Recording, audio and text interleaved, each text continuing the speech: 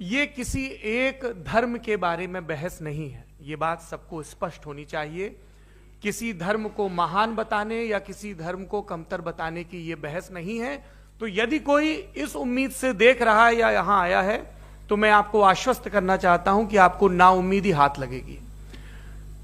इस बहस में बहुत ज्यादा धार्मिक प्रतीकों के इस्तेमाल को लेकर भी ये दोनों लोग जो अभी आपको गंभीर दिख रहे हैं भले लोग हैं, कल शाम को चाय पर मिले थे, बहुत हंसी मजाक भी इनके बीच हुआ था और गलबैयां डालते हुए एक तस्वीर भी हुई थी। ये इस बात का प्रमाण है कि इंटरनेट पर जो हल्ला मचा हुआ है उसके मुकाबले ये दोनों लोग बहुत ही अच्छे शांत ढंग से बहस के लिए राजी हो गए हैं। ट्विटर की बातें ट्विटर तक सीमित, एलन मस्क आजकल उसको एक्स कहते हैं। और अब इस बहस की शुरुआत मैं इन विद्वानों का, हालांकि इनको परिचय की जरूरत नहीं है, पर हो सकता है, हमें पत्रकारिता में सिखाया जाता है कि नेवर अज्यूम, विज्ञान भी यही कहता है। मुफ्ती शमाइल नदवी साहब इस्लामिक विद्वान, शिक्षाविद हैं, कोलकाता के वाहियान फाउंडेशन के संस्थापक हैं, लखनऊ की प्रतिष्ठित दारुल उलूम नदवतुल उलमा से ग्रेजुएशन किया है, सोशल मीडिया और सार्वजनिक मंचों पर अध्यापन और बौद्धिक कामों में सक्रिय हैं और इस समय इंटरनेशनल इस्लामिक यूनिवर्सिटी मलेशिया से पीएचडी कर रहे हैं। अच्छी बात यह है कि पढ़ाई के साथ साथ ट्रैवल ब्लॉग भी बनाते हैं। पेट्रोनस टावर के सामने का ब्लॉग हमने देखा। हमारे साथ जावेद अख्तर साहब हैं। जावेद अख्तर साहब कवि हैं, शायर हैं, गद्य भी लिखते हैं, फिल्मों के लिए संवाद लिखे हैं, गीत लिखे हैं।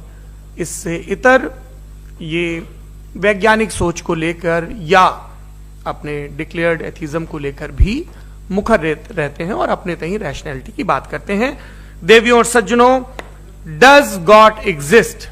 इस सवाल का जवाब सब अपने अपने तहीं खोजने की कोशिश कर रहे हैं। कोई इसको गॉड डैम पार्टिकल की खोज बताता है, कोई गॉड पार्टिकल की खोज बताता है, कोई हिग्स बोसान की खोज बताता है, कोई ये सवाल जवाब तलाशने की कोशिश करता है कि मास एग्जिस्टेंस में आखिर आया कैसे, हुआ क्या था, सृष्टि के पहले, समय के पहले क्या था। और कोई ये कहता है कि ये सारी खोजें जिस मस्तिष्क में हो रही हैं प्रकृति के क्रम में, वो कैसे विकसित हुआ।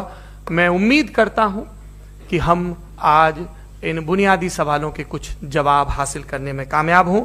मैं सबसे पहले मंच पर आमंत्रित कर रहा हूं मुफ्ती शमाइल नदवी साहब को। आइए सर जी।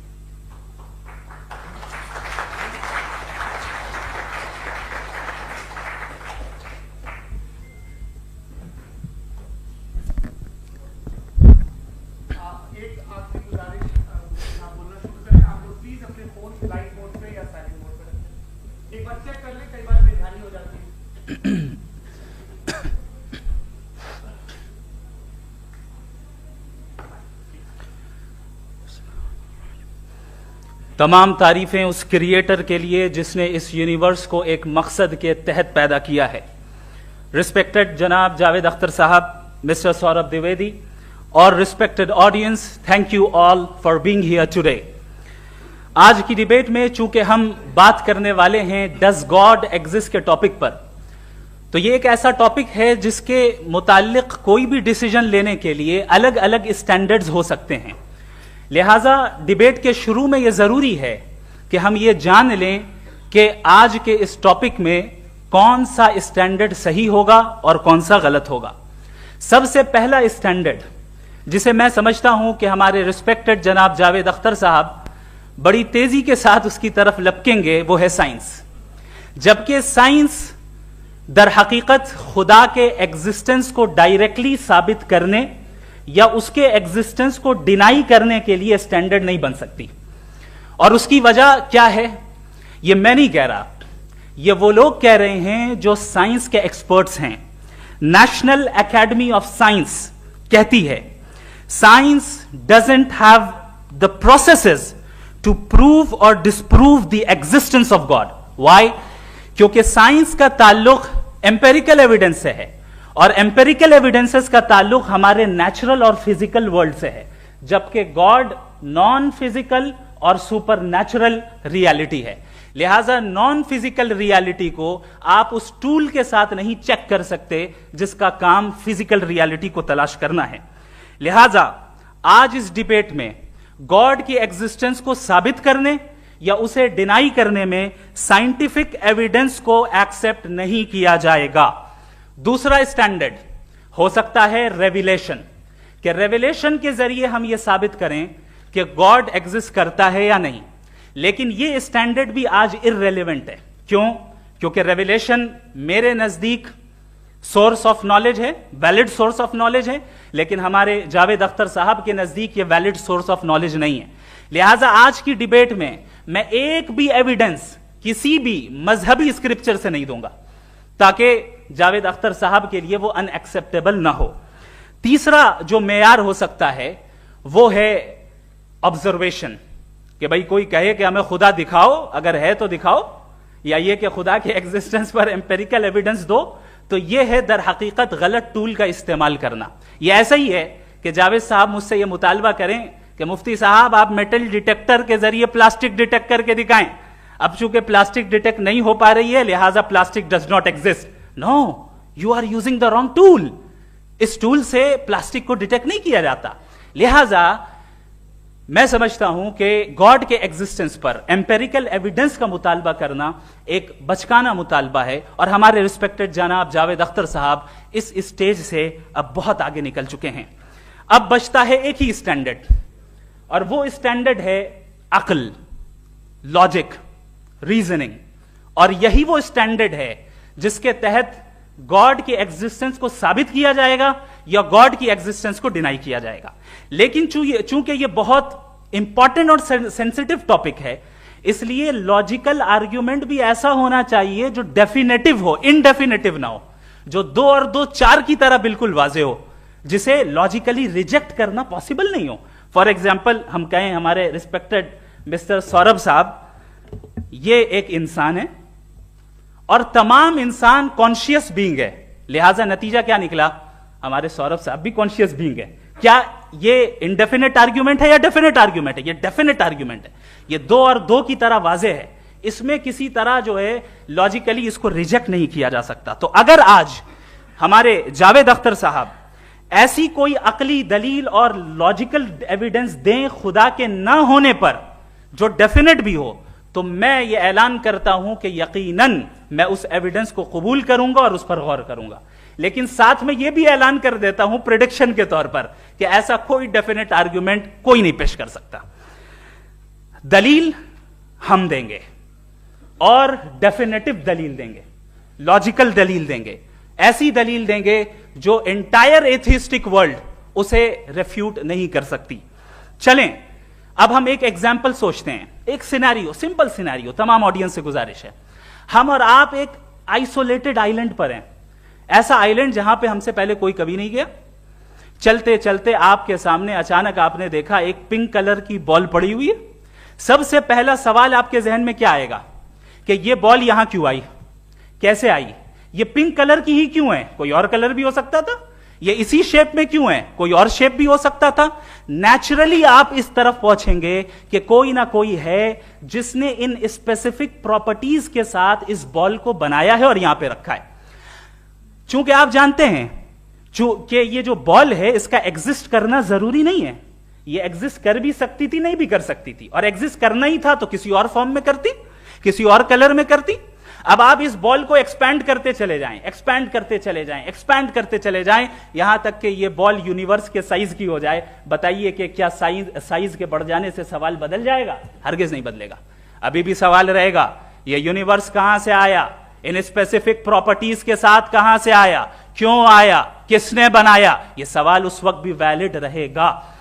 लेकिन यह सवाल अगर हम जनाब जावेद अख्तर साहब से करें तो चूंकि इनका वर्ल्ड व्यू एथिस्टिक है, और सिर्फ इनका नहीं, मतलब जितने भी एथिस्ट हैं और एथिस्टिक वर्ल्ड व्यू को रखने वाले से अगर आप ये सवाल करें कि ये यूनिवर्स कहां से आया, तो इनका जवाब या तो आर्ग्यूमेंट फ्रॉम इग्नोरेंस होगा या डॉगमेटिक होगा। या तो ये कहेंगे कि मुझे नहीं पता कि ये कहां से आया, लिहाजा गॉड डज नॉट एग्जिस्ट, ये आर्ग्यूमेंट फ्रॉम इग्नोरेंस है, या ये कहेंगे कि ये यूनिवर्स खुद ब खुद बन गया। इसका मतलब यह है कि उस बॉल को भी खुद ब खुद बन जाना चाहिए, लेकिन बॉल के ताल्लुक से ये एक्सप्लेनेशन एक्सेप्ट नहीं की जाएगी कि ये खुद ब खुद बन गई, लेकिन यूनिवर्स के ताल्लुक से कर दिया जाएगा। इसे हम दूसरे अल्फाज में डॉगमा भी कह सकते हैं। दूसरी चीज, हमारे जावेद अख्तर साहब जरूर गॉड ऑफ गैप्स की मिसाल भी जरूर देंगे और मिसाल देंगे कि पहले जमाने में बिजलियां कड़कती थी तो लोगों ने किसी एक खुदा की तरफ और बारिश होती थी तो दूसरे खुदा की तरफ मंसूब कर दिया, उनके पास दलील नहीं थी। यह हमारा वर्ल्ड व्यू है ही नहीं, यह हमारा वर्ल्ड व्यू है ही नहीं, क्योंकि नेचुरल फेनोमेना के प्रोसेस की इंटरप्रिटेशन को जान लेने से यह कहां से साबित हो गया कि गॉड एग्जिस्ट नहीं करता है। इस पर मैं इंशाअल्लाह अभी आगे बात करूंगा। आप हजरात ये भी देखेंगे और मैं ये एक्सपेक्ट करता हूं कि हमारे रिस्पेक्टेड जनाब जावेद अख्तर साहब जरूर इमोशनल आर्ग्यूमेंट्स भी देंगे, जो कि एक लॉजिकल फेलेसी है जब बात आती है ट्रुथ को डिसाइड करने में।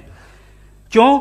मिसाल के तौर पर वो कहेंगे कि अगर गॉड है तो इविल क्यों एग्जिस्ट करता है, जबकि मैं कहता हूं इविल का एग्जिस्ट करना गॉड के एग्जिस्ट करने की दलील है, उसके खिलाफ नहीं है। चूंकि अगर गॉड है तो हम सब उसके सामने अकाउंटेबल हैं, और अगर हम अकाउंटेबल हैं तो अकाउंटेबिलिटी के लिए इविल का मौजूद होना जरूरी है, उसके बगैर हम अकाउंटेबल नहीं हो सकते। और अगर हम अकाउंटेबल नहीं हैं तो हम जनाब जावेद अख्तर साहब से पूछेंगे कि आप बताएं कि फिर सफरिंग इस दुनिया में क्यों है?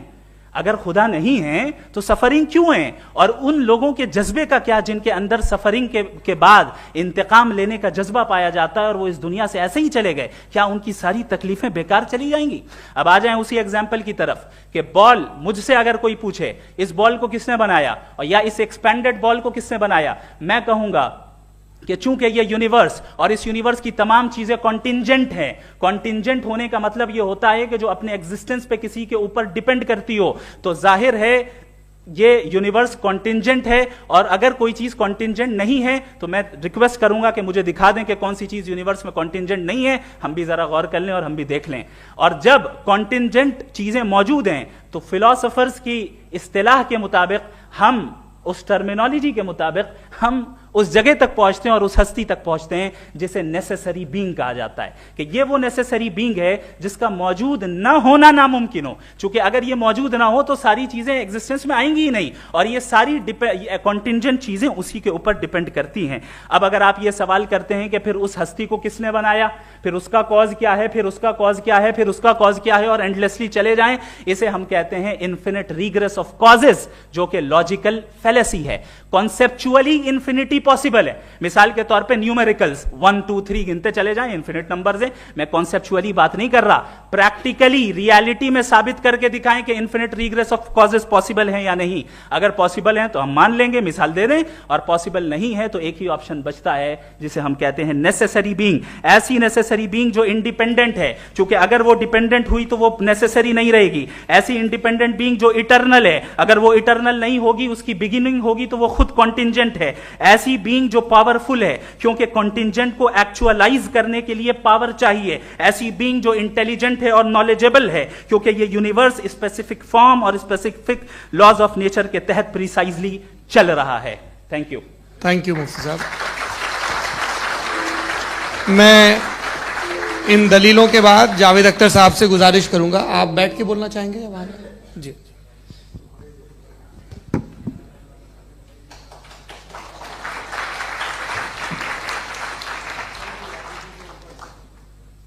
पहले तो मैं मुफ्ती साहब को एक अच्छी खबर देना चाहूँगा कि मेरी नॉलेज साइंस के बारे में बड़ी मामूली है, तो आप फिक्र ना करें उसकी, लेकिन कुछ कॉमन सेंस है मुझ में। देखिए, ये खुदा का तस्वुर कोई नया तस्वुर नहीं है, ये सदियों से रहा है। ये कुछ रिलीजन 3000 साल पुराने होंगे, 4000 साल पुराने होंगे, लेकिन इंसान कोई 10,000 12,000 साल से एग्जिस्ट करता है होमोसेपियन की शक्ल में, और हमेशा कुछ ना कुछ मजहब रहे। ये मजहब जाहिलों के नहीं थे, ये मजहब एक ऐसी ग्रीक सोसाइटी के थे जहाँ बड़े बड़े फिलोसफर पैदा हुए। ये मजहब इजिप्शियंस के थे जिन्होंने पिरामिड्स बनाए थे। ये रोमन्स के थे कि जिनका आर्किटेक्चर और सेनेट यानी पहली बुनियाद डेमोक्रेसी की, लिमिटेड थी मगर डेमोक्रेसी थी, ये उन लोगों ने किए थे। तो इनका जो जुपिटर था, रा था, ज़्यूस था, उन्हें उस पर इतना ही एतमाद था जितना आज किसी मजहबी आदमी को अपने खुदा पे होगा। क्रिश्चियनिटी आने से पहले यूरोप में एक मजहब था, जर्मेनिक रिलीजन। उसका एक खुदा था, उसकी एक बीवी थी, उसके 2 बेटे थे, एक बेटी थी। कि जर्मनी में जब यूरोप में क्रिश्चियनिटी आई तो वो खुदा, उसकी बीवी और पूरे खानदान चला गया।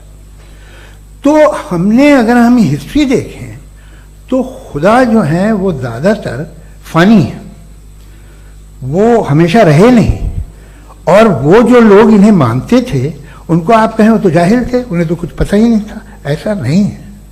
वो अपने वक्त में बड़े काबिल लोग थे और अपने वक्त में उन्होंने बड़े बड़े काम किए हैं, फिलोसफर्स थे, साइंटिस्ट थे, लेकिन उनका मजहब कहाँ गया, उनके खुदा कहाँ गए? आज जो खुदा हैं दुनिया में लोग उन्हें मानते हैं। आपको क्या मालूम कि कितने बरसों के बाद क्या होने वाला है? हम यूरोप में देखते हैं तो चर्च खाली हैं। तो वक्त के साथ चीज़ें बदलती हैं। जहाँ तक इसका ताल्लुक है मजहबों का, हर मजहब आपसे एक चीज मांगता है, फेथ। ये फेथ क्या चीज होती है? What is the difference between faith and belief? ये तो बहुत ही अहमखाना बात होगी कि कोई आदमी कहे साहब अगर खुदा है तो मुझे दिखाइए। ये तो जाहिलाना बात हुई। मैंने तो नॉर्थ पोल नहीं देखा है, मगर मैं मानता हूं कि नॉर्थ पोल है। मैं क्यों मानता हूं? इसलिए कि अगर ये दुनिया राउंड है तो उसका कोई टॉप होगा। कुछ लोग हैं जो वहां गए भी हैं, कॉमन सेंस कहता है कि ऐसा होगा, सबूत है, गवाह है, रीजन है। तो ये मेरा फेथ नहीं है। तो फेथ में और बिलीफ में डिफरेंस क्या है? जो मजहब मांगता है आपसे, हर मजहब फेथ मांगता है। फेथ का मतलब यह है कि ना कोई गवाह हो, ना कोई सबूत हो, ना कोई रैशनल हो, ना कोई लॉजिक हो, ना कोई प्रूफ हो, मगर तुम एक बात को मानो। यह है फेथ। वरना बिलीफ होता। अगर इसमें कुछ भी सबूत होते, गवाह होते, तो फिर इसे आप बिलीफ कहते। जैसे मेरा बिलीफ है कि नॉर्थ पोल है, मेरा फेथ थोड़ी है। फेथ इन तमाम शर्तों को रद्द करता है। तो फिर स्टुपिडिटी क्या है? अगर मैं एक बात ऐसी मानूं जिसकी ना कोई लॉजिक है, ना कोई रैशनल है, ना कोई प्रूफ है, ना कोई गवाह है, ना कोई सबूत है, और मैं उसे मानूं, तो ये स्टुपिडिटी हुई। इसे ही भाई कल को मैं यकीन कर लूं कि एलॉन मस्क जो है मेरा भाई है, तो मुझे इंतहाई खुशी होगी, सुकून भी बहुत मिलेगा मुझे। लेकिन और कहे भाई क्यों मानते हो, क्या सबूत है भाई, वो तो अमेरिकन है और तुम तो इंडियन हो, वो तो नस्ल अलग है, तुम्हें कभी मिले भी नहीं। साहब देखिए मेरा फेथ है, इस पे बात न किया। फेथ का मतलब ही यह है कि आप प्रूव नहीं कर सकते। अगर आप प्रूव कर सकते हो तो फेथ की जरूरत ही नहीं, फिर तो आप बात करेंगे, आप कितनी बहस कर लीजिए। अल्टीमेटली दुनिया का हर मजहब फेथ पे टिका है, और फेथ का मतलब है एक ऐसा यकीन जिसका कोई सबूत, कोई गवाह, कोई रैशनल नहीं। अब आप ये कहें, क्या आप ये क्यों कह रहे हैं कि साहब ये कायनात किसने बनाई?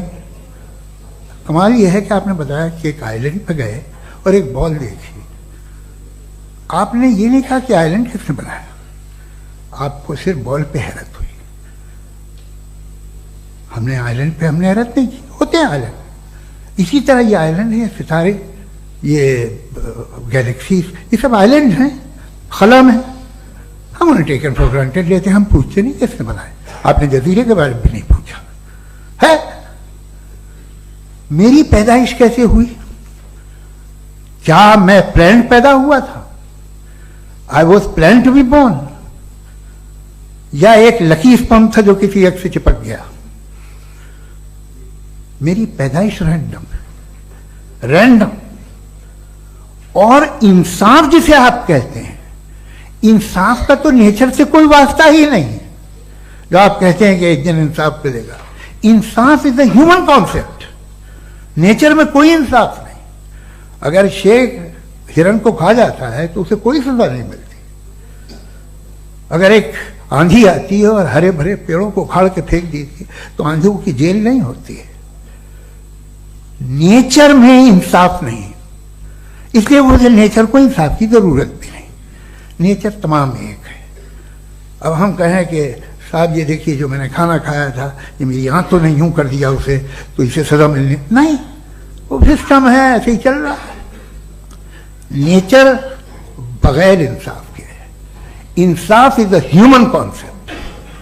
तो जो आपसे कहता है कि मैं तुम्हें इंसाफ दूंगा, वो इंसानी जहन की पैदावार है। ये नेचुरल है ही नहीं, ये आसमानी है ही नहीं। नेचर का तसव्वुर, इंसाफ का तसव्वुर। भाई आप साथ मिलते हैं, अब आप लेफ्ट हैंड ड्राइव कर दिया, ये क्या है? तमाम सच, तमाम नेकी, तमाम शराफत लेफ्ट हैंड ड्राइव है। वरना क्या होगा, या तो आप क्रॉस कर देंगे, आपका एक्सीडेंट हो जाएगा, या आप किसी को मार देंगे, या ट्रैफिक जैम हो जाएगा। झूठ, बेईमानी, रिश्वतखोरी, ये तमाम जो है driving on the wrong side है। इसके ऊपर कुछ नहीं। ये तो हमने बनाया, जैसे हमने लेफ्ट हैंड ड्राइव बनाई है। ये कॉन्सेप्ट ऑफ इंसाफ जो है ये हमारा है, इसका नेचर से कोई वास्ता नहीं। शेर खा जाता है हिरन को, उसे जेल होती है क्या? कुछ भी नहीं, है ही नहीं। तो ये जो दुनिया के रिलीजन प्रॉमिस करते हैं आपसे इंसाफ, इसी से मालूम होता है कि ये मैन मेड है। ये तसव्वुर कहीं और का है ही नहीं। जो नेचर है, कुछ लोग कहते हैं नेचर ही खुदा है, तो नेचर में तो इंसाफ नहीं कहीं। और आप वादा कर रहे हैं कि तुम्हें मरने के बाद इंसाफ मिलेगा। मुझे अगर मिलेगा तो मैं बहुत खुश होऊंगा, लेकिन मैं यकीन नहीं कर पाता हूं, इसलिए कि मैं फेथ नहीं पैदा कर सकता। The very fact that religions demand faith, इसका मतलब है कि उनके पास जस्टिफिकेशन नहीं है। अच्छा साहब, फिर रिलीजन अगर मॉडरेशन में है, कोई सा भी नहीं, वो आप में कुछ खूबियां भी पैदा करता होगा, देखिए उससे ये फायदा है, वो फायदा है। अल्कोहल जो है वो ज्यादातर दवाओं में यूज होती है, और एक सर्वे किया गया था अमेरिका में कि लॉन्जिटिविटी किन लोगों की है। तो एक तरफ वो लोग थे जो शराब पीते ही नहीं थे, और एक तरफ वो थे जो एक बोतल शराब रोज पीते थे। सबसे ज्यादा लंबी उम्र की है जो 2 पैक नाप के शराब पीते और खाना खाते हैं। मगर हम शराब को बुरा समझते हैं, मैं भी बुरा समझता हूं। क्यों? ऐसा होता नहीं। कुछ चीजों में आदत होती है जो बढ़ती है। आज तक में एक आदमी दूध पीता है, आप 10 साल बाद भी मिलेंगे तो एक ही गिलास पीता होगा। ऐसा नहीं होता, सुबह से दूध पीता रहता है। मिल्कोहलिक मैंने नहीं देखे, अल्कोहलिक होते हैं। ये टेंडेंसी है मजहब की कि वो बढ़ता है, जैसे कैंसर बढ़ता है, जैसे शराब बढ़ती है। कुछ लोग होंगे जो उसे सही तरह से यूज करते हैं। मुझे यकीन है कि हमारे मुफ्ती साहब भी उनमें से एक, इनसे बहुत खुशी हुई मुझे इनसे मिलकर। लेकिन कितने लोग हैं कि आज आप देखते हैं दुनिया में जो तबाहियां हैं, इनमें कितना हाथ है उन लोगों का जो बिलीवर कहते था मजहब ये नहीं कहता, ना कहता होगा, मगर जब ये मजहब पीते हैं तो ऐसे बिहेव करते हैं। थोड़ा सा अगर हो तो शायद बहुत अच्छी बात, लेकिन शराब थोड़ी सी नहीं रहती, उसमें टेंडेंसी है पहले। थोड़ा सा अगर 2-3 कैंसर के सेल हो ना बॉडी में तो आदमी स्लिम रहेगा, लेकिन वो 2-3 सेल नहीं रहते, वो मल्टीप्लाई होते हैं। जावेद साहब, टाइम पूरा हो गया। टाइम हो गया, तो बस बात खत्म हो गई। अच्छा, मुझे कुछ और कहने को था भी नहीं। जी, मैं पहले जवाबी दौर के लिए इनवाइट कर रहा हूं मुफ्ती साहब को। Your rebuttal round 1, you have 7 minutes.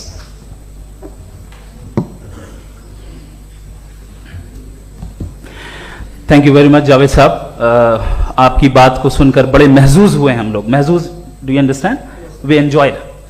Okay, अब थोड़ा सा लॉजिकली उसको हम लोग देखते हैं। दरअसल हम लोगों ने कल गुजारिश की थी मुफ्ती साहब से भी, जावेद साहब से भी, कि हिंदुस्तानी जबान आम फहम सबको समझ में आ जाए, और जहां कहीं आप मुश्किल शब्द इस्तेमाल करें वहां बताते भी चलें।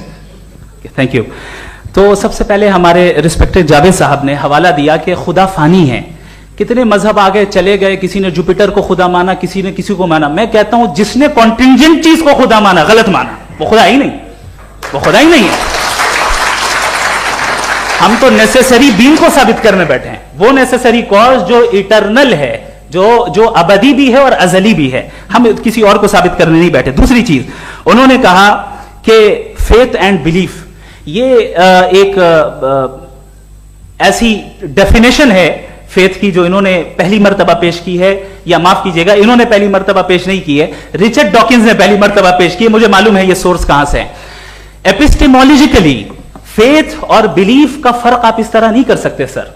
फेथ सही भी होता है, गलत भी होता है, बिलीफ सही भी होता है, गलत भी होता है। जो लॉजिक, रीजन और एविडेंस से बैक्ड होगा वो फेथ सही होगा। और आप जिस फेथ की बात कर रहे हैं कि इलॉजिकल है और उसके पीछे नहीं है, तो we are on the same page. हम नहीं मानते उस फेथ को, जो फेथ ऐसा हो जिसके पीछे कोई लॉजिक ना हो, एविडेंस ना हो, हम नहीं मानते। हम तो उस फेथ के कायल हैं जिसके पीछे लॉजिक हो और एविडेंस हो। तो बिलीफ सही भी होता है, गलत भी होता है, फेथ भी सही होता है और गलत भी होता है। तो आज फेथ और बिलीफ के डिफरेंस पे बात नहीं हो रही है। आज आप चाहे फेथ एक्सेप्ट कर लें या बिलीफ एक्सेप्ट कर लें, आज ये बात होगी कि ट्रूथ क्या है, चाहे ट्रू बिलीफ सही है या ट्रू फेथ सही है, और फॉल्स फेथ क्या है और फॉल्स बिलीफ क्या है, बात इस पे हो रही। दूसरी चीज इन्होंने पूछा, स्टुपिडिटी फिर क्या है? अगर फेथ, रिलीजन स्टुपिडिटी नहीं है तो और क्या है? चूंकि फेथ का मुतालबा करते हैं तो स्टुपिडिटी क्या है? मैं कहता हूं स्टुपिडिटी एथिज्म है। उसकी वजह यह है कि आप एक सड़क पे जा रहे हो और आप किसी गार्डन में जाएं और देखें वहां लिखा है फूलों के साथ, I love Javed Akhtar and I really do, I love you sir. तो जब आप वहां पर पहुंचे तो वहां पहुंचकर अब ये बताएं, क्या आप ये कहेंगे वाह व्हाट अ नेचुरल सिलेक्शन? ये क्या नेचुरल सिलेक्शन है? नहीं, ये प्रिसाइजली डिजाइंड है, इसके पीछे डिजाइनर है। लिहाजा अगर कोई एक ऐसी कॉमन सेंस की बात को कबूल नहीं कर रहा है कि यूनिवर्स जो इतने प्रिसाइजली काम कर रहा है, हम कह दें कि खुद ब खुद बन गई, मैं समझता हूं इससे बड़ी स्टुपिडिटी और कुछ नहीं है। ये इरैशनल चीज है।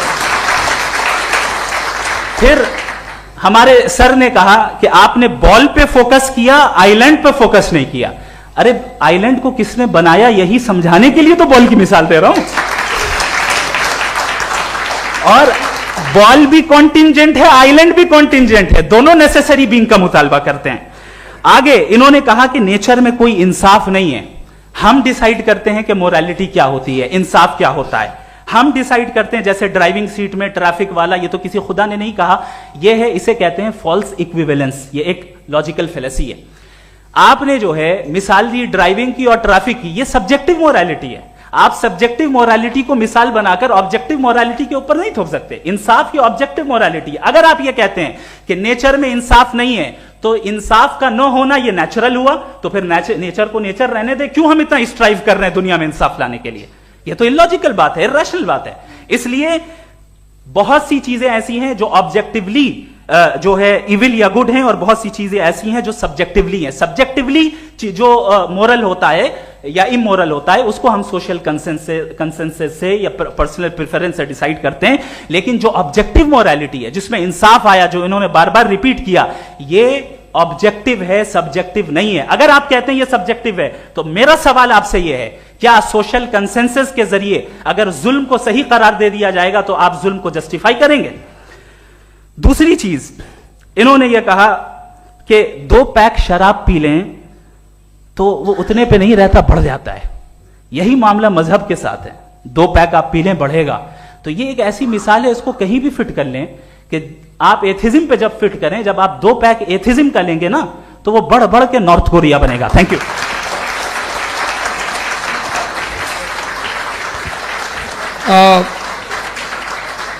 फर्स्ट राउंड की रिबटल के लिए मैं जावेद साहब को इनवाइट कर रहा हूं। आपके पास 7 मिनट का वक्त है, रीसेट कर दीजिएगा प्लीज। मुझे इस बात की खुशी है कि मुफ्ती साहब ने भी मान लिया कि नेचर में कोई इंसाफ नहीं है। तो कोई भी चीज़ जो इंसान ने नहीं बनाई है उसमें इंसाफ नहीं होता है। एक बात मैं आपसे अर्ज करूँ, जरा पता लगा लीजिएगा, ये जो आप बाग में जाते हैं बेहद खूबसूरत फूल देखते हैं ना, इनमें से कोई नेचुरल नहीं है। ये सारे फूल क्रॉस करके बनाए गए हैं। जो जंगल में फूल होते हैं निहायत मामूली होते हैं, ये फूल इंसानों ने बनाए हैं। जो आप बाग में देख के वाह वाह कहते हैं, ये इंसानों के बनाए हुए हैं। डिफरेंट फूलों को क्रॉस करके, डेवलप करके, फिर क्रॉस करके इस तरह से बनाए गए। नेचुरल फ्लावर नहीं। किसी जंगल वीरान में जाके आप गुलाब के फूल नहीं देखेंगे। ये सब बनाए हुए इंसान ने, बहुत से काम इंसान ने किए हैं। बाकी है कि आपने मेरी एक बात का जवाब नहीं दिया, जिससे मुझे शिकायत है कि फेथ क्या है और आप फेथ मांगते क्यों हैं मुझसे? आप तो लॉजिकल हैं, आपके पास तो सारे रैशनल हैं, आपके पास सारे सबूत हैं, तो तो आपको फेथ की डिमांड क्यों करते हैं कि भाई तुम सरेंडर कर दो और सवाल मत करो? कोई मजहब सारे सवाल करने की इजाजत नहीं देता है और मना करता है कि ज्यादा सवाल ना करो, बह जाओगे तुम। आप क्यों रोकते हैं? हकीकत यह है कि इंसानी तारीख क्या है। इंसानी तारीख यह है कि दुनिया में दो तरह के लोग हुए हैं। एक वो जिन्होंने अपनी लाइल्मी की परस्तिश की है, दूसरे वो जिन्होंने अपनी इग्नोरेंस या लाइल्मी से झगड़ा किया है और मालूम किया है कि क्या है। ये जो आप कह रहे हैं, आज आप हैरान हैं कि भाई ये यूनिवर्स कैसे बनी। लोग हैरान थे कि सूरज डूबता है तो इधर से कैसे निकलता है। और आप एक कदम जाके हमेशा का मानने को तैयार है, एक कदम पीछे ही मान जाइए। भाई आप इसके बाद जाते हो, कहते सवाल ना करना कि ये कहां से आया, ये पावर तो हमेशा से हमेशा रहेगी। तो आप यूनिवर्स के बारे में मानने में क्या तकलीफ है? एक कदम पहले रुक जाइए, ये हमेशा से थी या नहीं थी हमें मालूम नहीं है। और ये कहना कि हमें मालूम नहीं है, कमाल ये है कि दुनिया के सारे मजहब सब जानते हैं ये दुनिया कैसे बनी थी, कैसे मिटेगी, मरने के बाद क्या होगा, इनको सब इल्म है। इनको किसी को डायनासोर होते थे पहले ये नहीं पता था, किसी को नहीं पता। किसी भी दुनिया की मजहबी किताब में डायनासोर का जिक्र नहीं है। लेकिन बाकी सब बातें, how to make universe in 4 easy lessons and बाकी सब पता है। जिसको सब पता है वो गड़बड़ है। हम में ये इंकिसार, ये ह्यूमिलिटी होनी चाहिए कि हम ये कहें कि हमें ये बहुत सारी बातें नहीं मालूम, लेकिन हम उनकी परस्तिश ना करना, अपनी लाइल्मी को की परस्तिश ना करें, हम उसे पता लगाने की कोशिश करें। जिस दुनिया में आप बैठे हैं सर, ये हॉल जो है, ये इलेक्ट्रिसिटी जो है, ये माइक जो है, जिस हवाई जहाज से आप आए थे, वो जिस कार से आप यहाँ आए हैं, ये सब उन लोगों की बनाई हुई है जिन्होंने सवाल किए थे। ये दुनिया जिसमें आप आज आराम से हैं, ये उन लोगों की बनाई है कि जिन्होंने सवाल किए थे। और हर स्टेज पे इन सवालों को मकरूह कहा गया था, गलत कहा गया था। आप जरा तारीख पढ़िए, एक बड़ी दिलचस्प किताब है बर्ट्रैंड रसेल की, जिसमें उसने रिलीजन एंड साइंस कि कब से रिलीजन जो है साइंस के अगेंस्ट है। और हद तो यह है कि भाप के इंजन के खिलाफ थे, स्टीम इंजन के भी खिलाफ थे, और फतवे हुए उन पे, वेटिकन ने दिए। तो ये हमेशा, अभी जैसे ही ये राइट विंगर आते हैं अमेरिका में पावर में, तो वो जो अपना ये क्या बोलते हैं उसे, सीड क्या वर्ड है, सीड क्या जो, हाँ नहीं सीड जो होते हैं जिस पे जी, नहीं भाई, वो जो ह्यूमन बॉडी के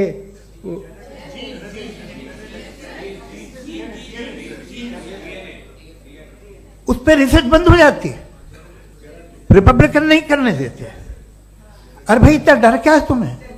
एक जमाने में बहुत नाराज थे ये सारे मजहबी लोग कि ये इंसान तो इंसान बनाने की कोशिश कर रहा है। आपको क्या तकलीफ भाई, बना ले तो बना लेने दो, ये खौफ क्या है?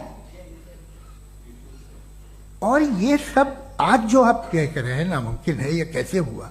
मुझे एक किस्सा याद आता है। जब मैं 6ठी क्लास में था तो मैं मैथमेटिक्स में बहुत वीक था, तो एक टीचर रख दिया गया, उसने 1 2 3 4 5 6 7 तो सिखा दिया मुझे। वो दिन मैं भूल नहीं सकता हूँ मुफ्ती साहब, जिस दिन उसने ये बताया कि 1/2 क्या होता है और 3/4 क्या होता है। मुझे ऐसा लगा कि मेरा सर बीच से फट जाएगा।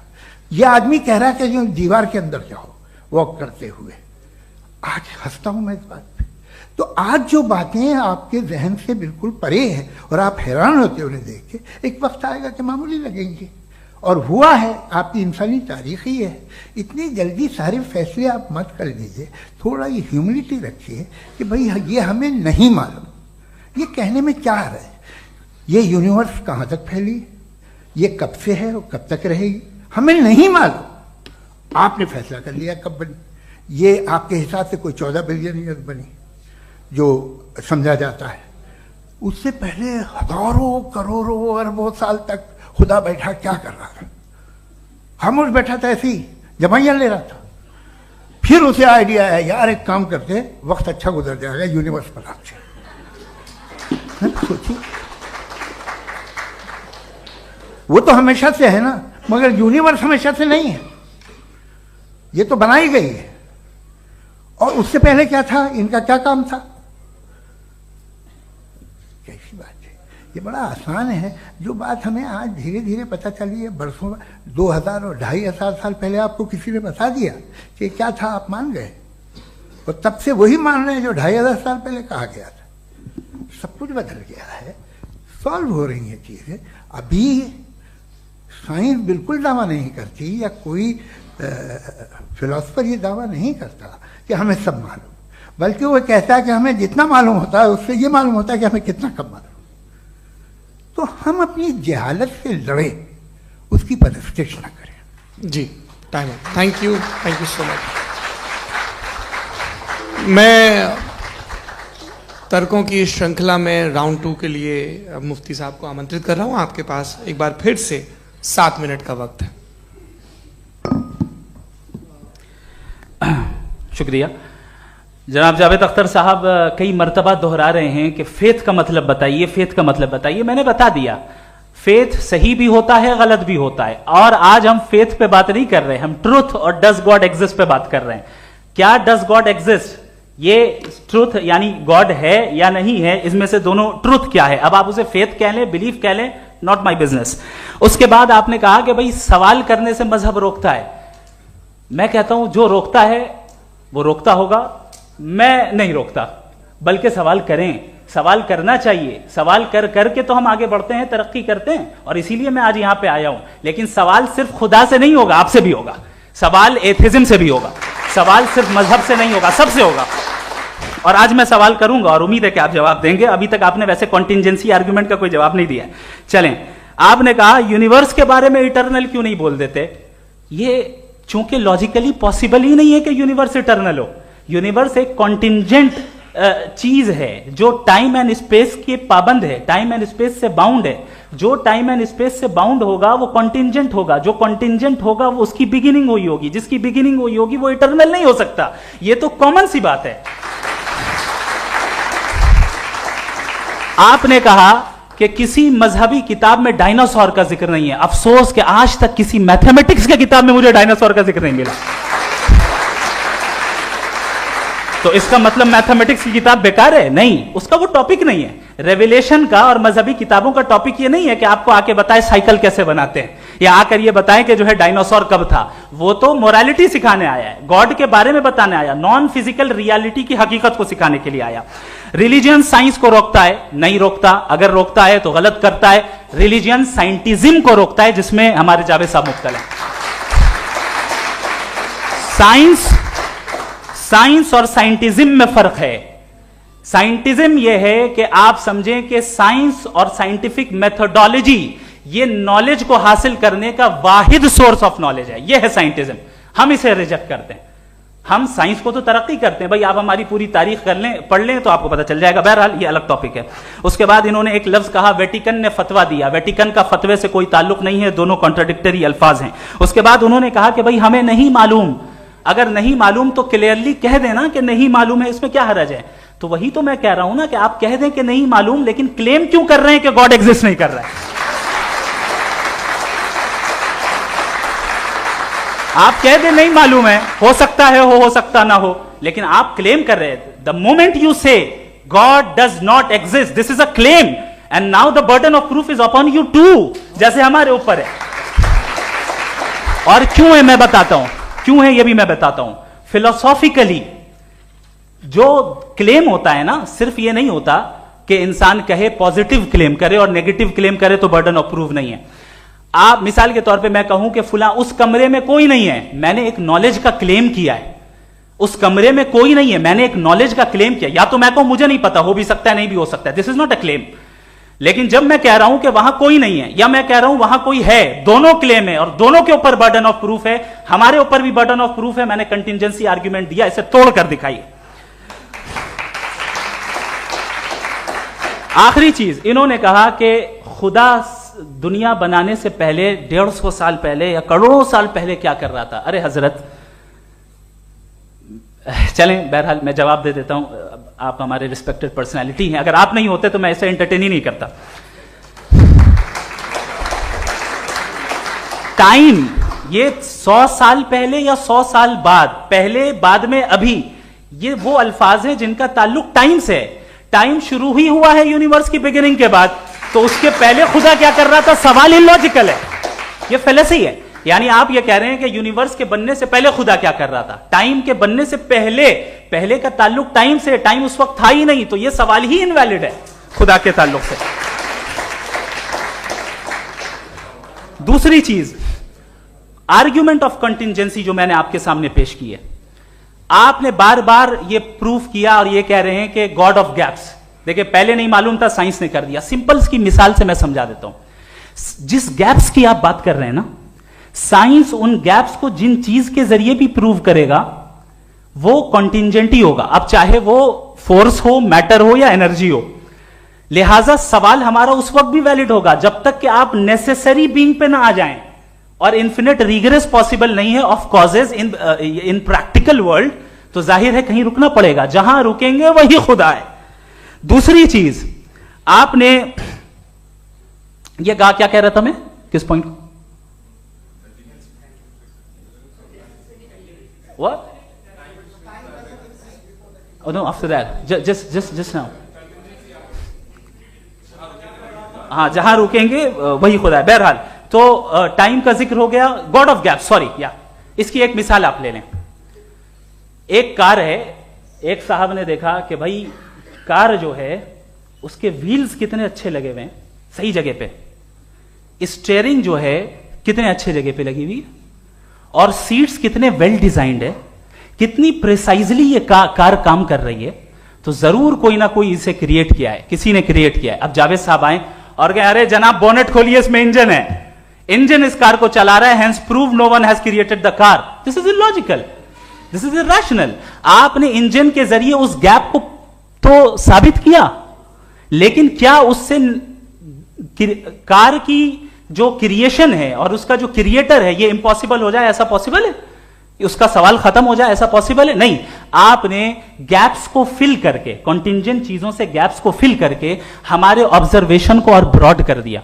अब हमें और पता चल गया कि ये जो कार है इसका सिस्टम कितना ज्यादा कॉम्प्लेक्स है। पहले कम समझते थे, अब कॉम्प्लेक्सिटी और ज्यादा वाजे हो गई। अब हमें समझ में आ रहा है कि हमारी सर्टेनिटी और बढ़ गई कि जरूर इस कार को किसी ना किसी ने बनाया। यही मामला यूनिवर्स का है। साइंस हमेशा फिजिकल वर्ल्ड की चीजों को ही फिल करती जाएगी और फिजिकल चीजों से ही करती जाएगी, चूंकि एम्पेरिकल एविडेंस का ताल्लुक फिजिकल वर्ल्ड से है। आप साइंस के जरिए मेटाफिजिकल रियलिटी को कभी साबित नहीं कर सकते। ये रॉन्ग टूल का इस्तेमाल करना है। ये वही काम है कि आप मेटल डिटेक्टर से प्लास्टिक डिटेक्टर करने चलें, जो कि जाहिर है सही नहीं है। Thank you.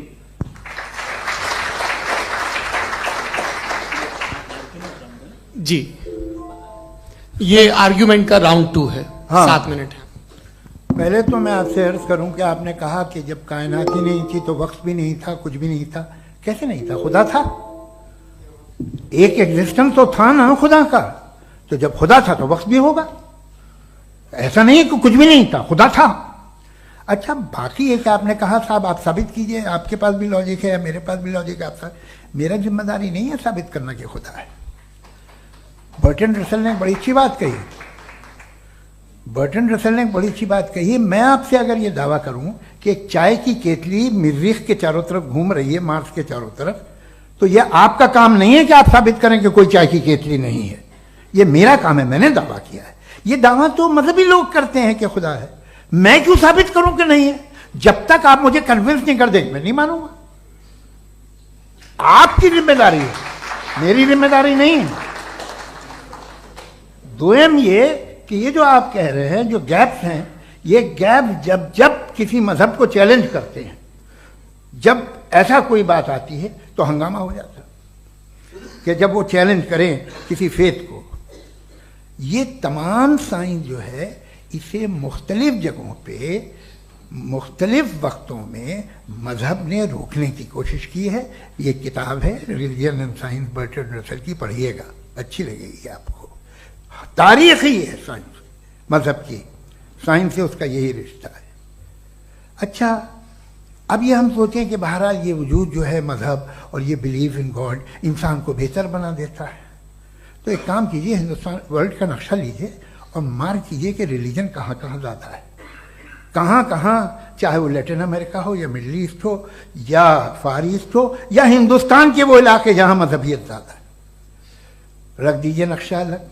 अब दूसरा नक्शा कि कहाँ कहाँ नाइंसाफ़ी, रिप्रेशन, औरतों के हुकूक की पामाली, जुल्म, डिक्टेटरशिप कहाँ है, नक्शा एक ही होगा। तो आप मुझे बताएं कि जो इसका तरकीब इस्तेमाल क्या है, खुदा का तरकीब इस्तेमाल तो बताइए। आप छोटी सी दवा सड़क पे बेचते हैं उसकी भी तरकीब इस्तेमाल बताते हैं, इसके इस्तेमाल से तो फायदे नहीं हुआ किसी को। जो सारे के सारे खराब मुल्क हैं, खराब समाज है, वो सारे जुल्म खुदा के नाम पे करते हैं। वो गलत करते हैं, सही करते हैं, मुझे क्या लेना देना उससे। इस्तेमाल से मालूम होता ना। एक विस्की की बोतल कभी शायद देखी हो आपने, लाल रंग की होती है, उस पर रोशनी और छपड़ा इंतहाई खूबसूरत लगती है, क्या बिगाड़ रही है किसी का, उसका इस्तेमाल गलत है, इसलिए आप उसे नापसंद करते हैं। इसका इस्तेमाल गलत है, इस तसव्वुर का इस्तेमाल ही गलत है और हमेशा से गलत हुआ है। आप देख लीजिए, इंसानी तारीख देख लीजिए, आज देख लीजिए, हिंदुस्तान देखिए, दुनिया देख लीजिए क्या हो रहा है। इसे कैसे इस्तेमाल कर रहे हैं फेथ वाले लोग, क्या फेयर हैं, जस्ट हैं, जो अपने खुदाओं पे यकीन रखते हैं, वो किस तरह के लोग हैं? वो लोगों को इंसाफ देते हैं, वो बेहतर इंसान बने। तो इस दवा का फायदा क्या है? चलो बहुत फायदा हो रहा तो मैं इस्तेमाल कर लूंगा, मुझे तो इस दवा का कोई फायदा दिखता ही नहीं। मुझे तो ऐसा लगता, मैं एक और बात बताऊं, अगर कोई आदमी मजहबी है और अच्छा आदमी है तो मैं उसकी बहुत इज्जत करता हूं, इसलिए कि मेरा ख्याल है मजहबी आदमी का अच्छा होना मुझसे अच्छा होने से ज्यादा मुश्किल है। भाई हर चीज की एक लिमिट है, आप इतना भाग सकते हैं, इतना नहीं भाग सकते, इतना वजन उठा सकते, इतना नहीं उठा सकते, इतना दूर देख सकते हैं, इतना दूर नहीं देख सकते। उसी तरह कॉमन सेंस कहता है कि आप में नेकी का भी एक कोटा होगा। अब आप अगर सुबह जाते हैं अपनी इबादत गाह और इबादत करते हैं, तो बाहर निकलते हैं तो आप तो यही महसूस करते हैं कि आपने एक बहुत अच्छा काम किया, आपकी नेकी का एक बहुत बड़ा कोटा खर्च हो गया जिससे किसी का कोई फायदा नहीं।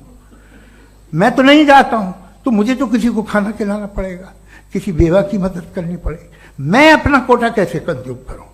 आप अपना कोटा, सारे मजहबी लोग इंतहाई यूजलेस कामों में यूज करते हैं। उसके बाद भी अगर आप में बच्ची है थोड़ी सी शराफत, तो भाई वाह क्या बात है।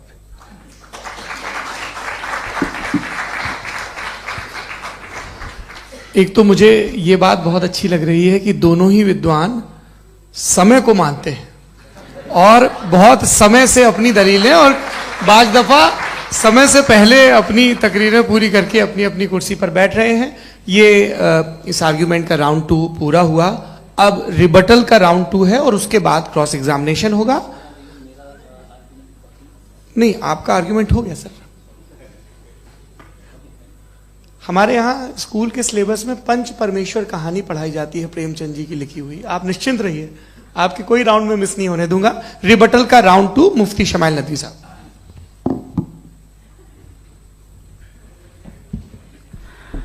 असल में जो हकीकी प्रॉब्लम है, असल प्रॉब्लम है, वो ये है कि जावेद साहब के पास कॉन्सेप्ट ऑफ गॉड क्लियर नहीं है। इन्होंने कहा कि कायनात से पहले खुदा तो था, तब भी तो टाइम होगा। ये टाइम कायनात का हिस्सा है। हम खुदा, उस खुदा को मानते हैं, नेसेसरी बीइंग का टाइमलेस होना जरूरी है, चूंकि वो टाइम का क्रिएटर है। जब उसने टाइम को क्रिएट किया तो वो खुद टाइम पे कैसे होगा? उसने जब स्पेस को क्रिएट किया तो खुद स्पेस में कैसे होगा? अगर वो टाइम एंड स्पेस को पहले से ही उसका पाबंद है तो फिर किस चीज को उसने क्रिएट किया? लिहाजा ये सवाल गलत है कि खुदा था तो टाइम होगा। बिल्कुल नहीं, टाइम के पाबंद हम है, खुदा नहीं है। हम फिजिकल वर्ल्ड से ताल्लुक रखते हैं, वो मेटाफिजिकल रियलिटी है। दूसरी चीज इन्होंने मिसाल दी कि चाय की केतली हवा में घूम रही होगी, और पता नहीं शायद वो बर्टन रसल का उन्होंने हवाला दिया। बहरहाल यही प्रॉब्लम है। प्रॉब्लम यही है कि हम चीजों के दरमियान डिफरेंशिएट नहीं कर पाते। ये जो आपने मिसाल दी ये इमेजिनेशन है, और मैं जो साबित कर रहा हूं वो लॉजिकल नेसेसिटी है। आप इमेजिन करने आए तो कुछ भी करें, जुपिटर में पिंक एलिफेंट होगा, यूनिकॉर्न होगा, करें, उससे कायनात पे क्या फर्क पड़ता है? उससे आप लॉजिकल नेसेसिटी साबित नहीं कर सकते। मैं तो उस प्राइम कॉज की बात कर रहा हूं, उस नेसेसरी बीइंग की बात कर रहा हूं जिसके बगैर इस कायनात का एग्जिस्टेंस मुमकिन नहीं है। दूसरी चीज, मजहब को साइंस चैलेंज करती है वगैरह वगैरह, ये हमारा टॉपिक ही नहीं है। मैं इस पे बात करूंगा तो फिर मेरा वक्त चला जाएगा। मजहब के ऊपर चूंकि हमारी डिस्कशन नहीं है, साइंस को मजहब और बिलखुसूस मैं और हमारा वर्ल्ड व्यू कम से कम साइंस को पीछे नहीं करता है, साइंटिज्म की मजम्मत करता है। इसकी वजाहत मैंने पहले कर दी। दूसरी चीज इन्होंने कहा वर्ल्ड का नक्शा लीजिए, वर्ल्ड मैप लीजिए, दो अलग अलग जगह की। हजरत, मैंने ये होमवर्क किया था और मैंने मिडिल ईस्ट का एक नक्शा लिया और यूरोप का एक नक्शा लिया, ये मजहबी इलाका और ये लिबरल और एथीस्ट इलाका। मुझे पता चला कि सबसे ज्यादा रेप केसेस जो हैं वहां पर है।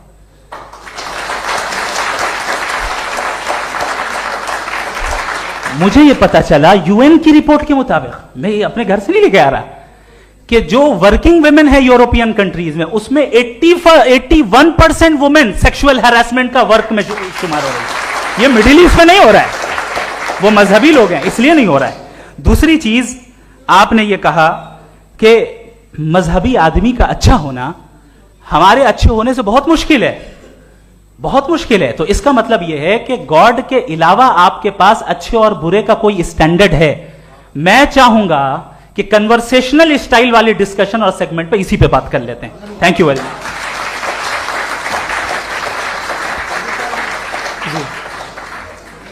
ये रिबटल का राउंड 2 है, आपके पास 5 मिनट का वक्त है और इसके बाद क्रॉस एग्जामिनेशन शुरू करेंगे। आप चाहें तो जो इन्होंने सवाल पूछे उनके जवाब आप रिबटल में भी दे सकते हैं। जी जी, देखिए पहले तो ये बात कि ये मिसाल गलत नहीं है, गलत है।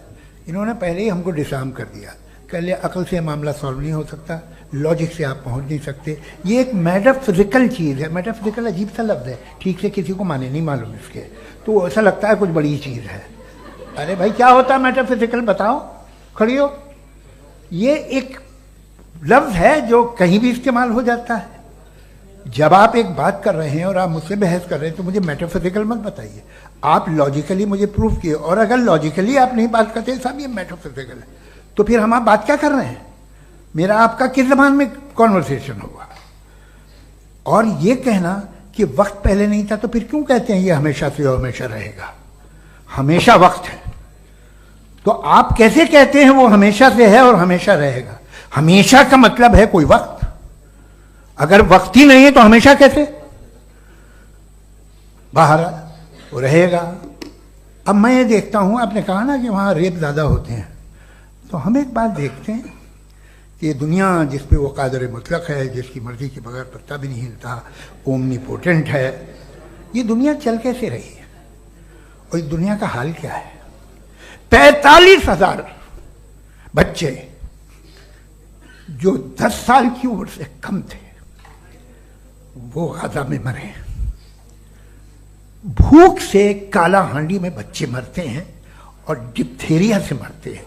डिप्थेरिया अजीब मर्ज है, गले में जाली बनना शुरू होती है, बच्चा नीला हो जाता है, गरीब का बच्चा, इसलिए कि उपास इलाज में। ये कादर मुतलक है जो चाहे कर दे, इससे आप दुआएं मांगते हैं हमारी ये काम कर दे वो कर दे, तो इसका मतलब डे टू डे लाइफ में वो इंटरफेयर करता है और ये देख रहा है वो। अगर वो वाकई भी है फॉर डिस्कशन से, तो मैं जब दुनिया देखता हूं तो मेरे दिल में उसके लिए कोई इज्जत नहीं पैदा होती। ये क्या कर रहे हो तुम पूरे ऑल पावरफुल हो, ओमनीपोटेंट हो, ओमनी प्रेजेंट हो। तुम तो वहां गाजा में रहे होगे ना, तुम हर जगह हो। तुम देख रहे थे कि बच्चे की कैसे धज्जियां उड़ रही, तुम देख रहे थे और तुम चाहते हो मैं तुम्हारी परस्तिश करूंगा, तुम हो भी। अरे यार, इसके अच्छे तो हमारे चीफ प्राइम मिनिस्टर हैं, कुछ तो ख्याल करते हैं। कमाल है, आप किसकी इबादत कर रहे हैं? अगर वो है भी, ये दुनिया नाइंसाफी से, जुल्म से, जबर से, तशद्दुद से भरी हुई। और आप ये मत कहिएगा कि वो देख रहा है और वो बताएगा एक दिन। अगर वो देख रहा है और इंटरफेयर नहीं करता तो आप दुआ क्यों मांगते? आप कहते हैं मेरा ये काम करा दे, इसके मतलब है वो दखल दे सकता है, वो आपको नौकरी दिलवा सकता है, भले दूसरे आदमी को न मिले, मगर आपका काम कर देगा चूंकि आपने दुआ मांगी है। तो जब वो आपको नौकरी दिला सकता है, लड़की की शादी कर सकता है, बेटे को ग्रीन कार्ड दिलवा सकता है, तो कम से कम ये जो मर रहे हैं बच्चे, इनको रोक दे, कुछ तो करे। मुझे तो दुनिया में, इस दुनिया का कोई मालिक है, इसका ओमनीपोटेंट कोई रूलर है, और ये दुनिया ऐसी चल रही है। मैं तो चाहूंगा कि भाई ना हो, अगर हो तो बड़ी शर्मिंदगी की बात है। शुक्रिया।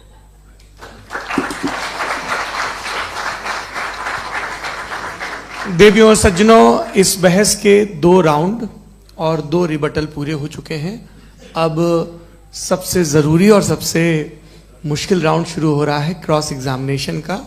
अब इन विद्वानों की सज्जनता की एक परख भी होगी, और वक्त हमने 16 मिनट का तय किया है। पहला सवाल आप पूछना चाहेंगे? जी बिल्कुल। पहले बोले भी आपके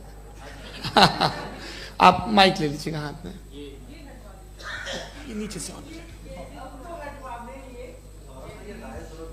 जी मैं बोलता हूँ, ये डायस हटा सकते हैं क्या हम थोड़ा क्विकली?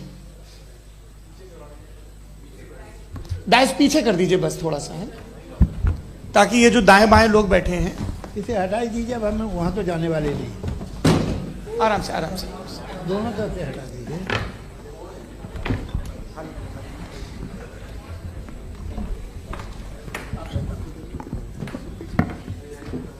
इस बीच आप लोग भी अपने अपने सवाल तैयार कर लें।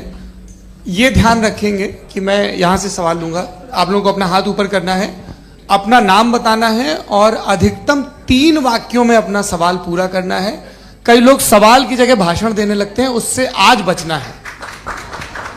जी मुफ्ती साहब, पहला सवाल आपका, 16 मिनट है, हम दोनों लोगों के सवाल लेंगे। जी जी बहुत शुक्रिया। आपकी जो अभी बात हुई बहुत अहम थी, मैं इसको चाहूँगा कि आगे डिस्कस करूँ, लेकिन चूंकि अभी वो सेगमेंट है क्रॉस एग्जामिनेशन, तो सबसे पहला सवाल आपसे ये है कि जो मैं इतनी देर से कॉन्टिंजेंसी आर्ग्यूमेंट आपको बता रहा था, ये अकल से ही बता रहा था हजरत, आप ये बताएं कि आप इन्फिनिट रिग्रेस ऑफ कॉजेस को पॉसिबल मानते हैं या नेसेसरी बीइंग के एग्जिस्टेंस को सही समझते हैं? चूंकि 2 ही ऑप्शन हो सकता है, आप ये बताएं।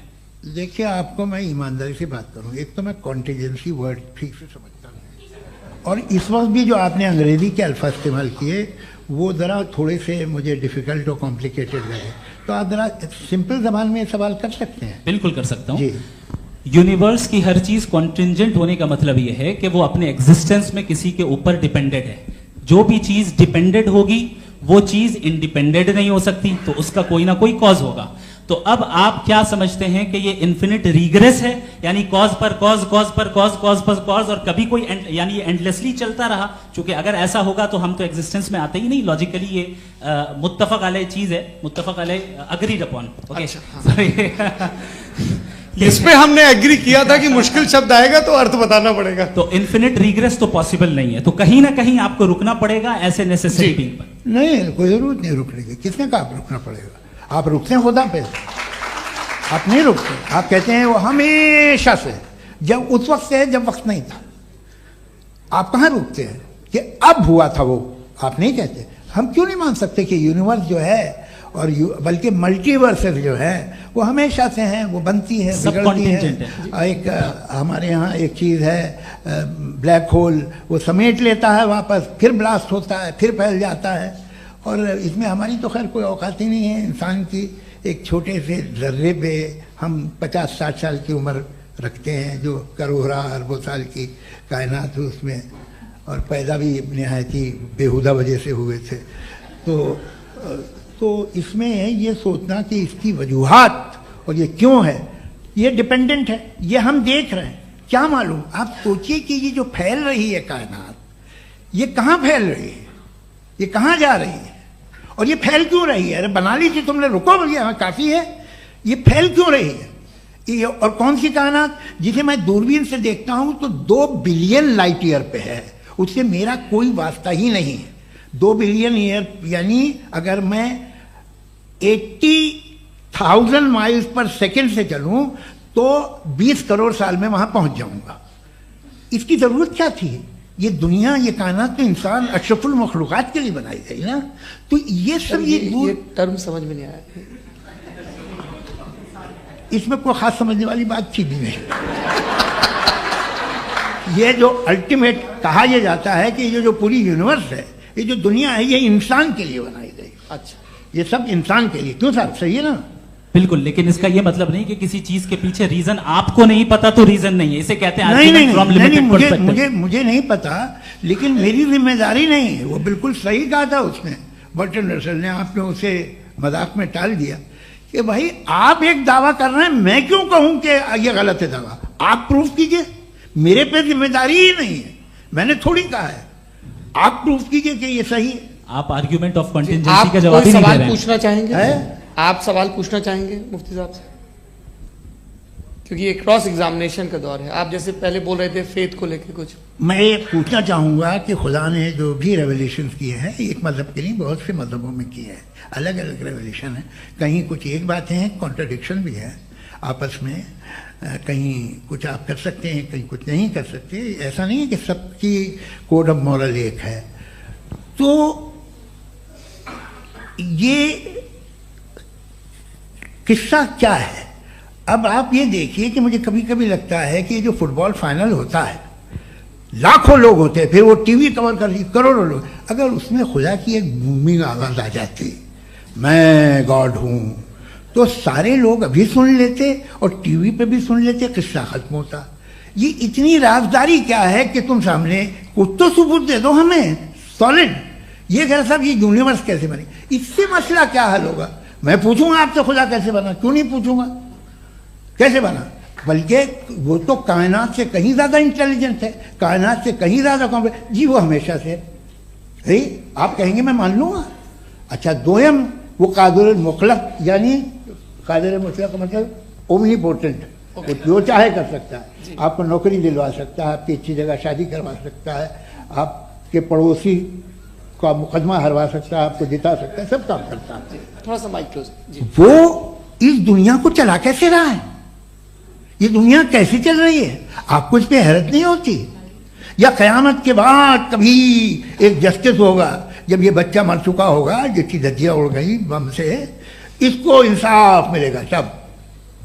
अच्छा, अब जवाब दूं? हाँ दीजिए। मैं वही इसीलिए आप की तरफ।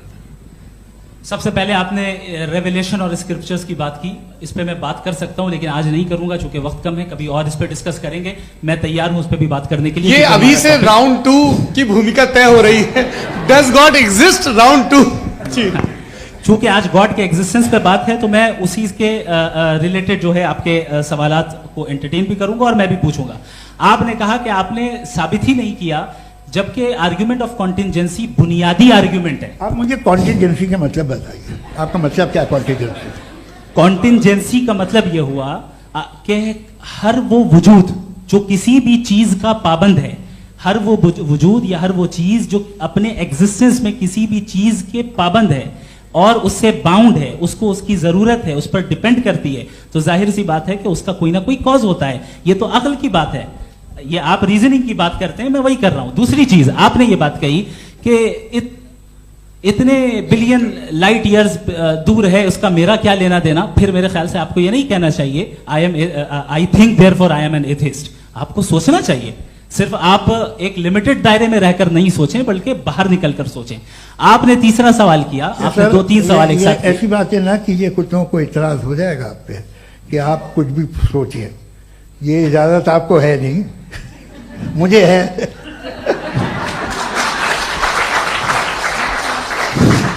जी, आपने प्रॉब्लम ऑफ इविल के ताल्लुक से सवाल किया और बार बार आप एक लफ्ज रिपीट कर रहे हैं कि ओमनीपोटेंट गॉड है, ऑल पावरफुल गॉड है।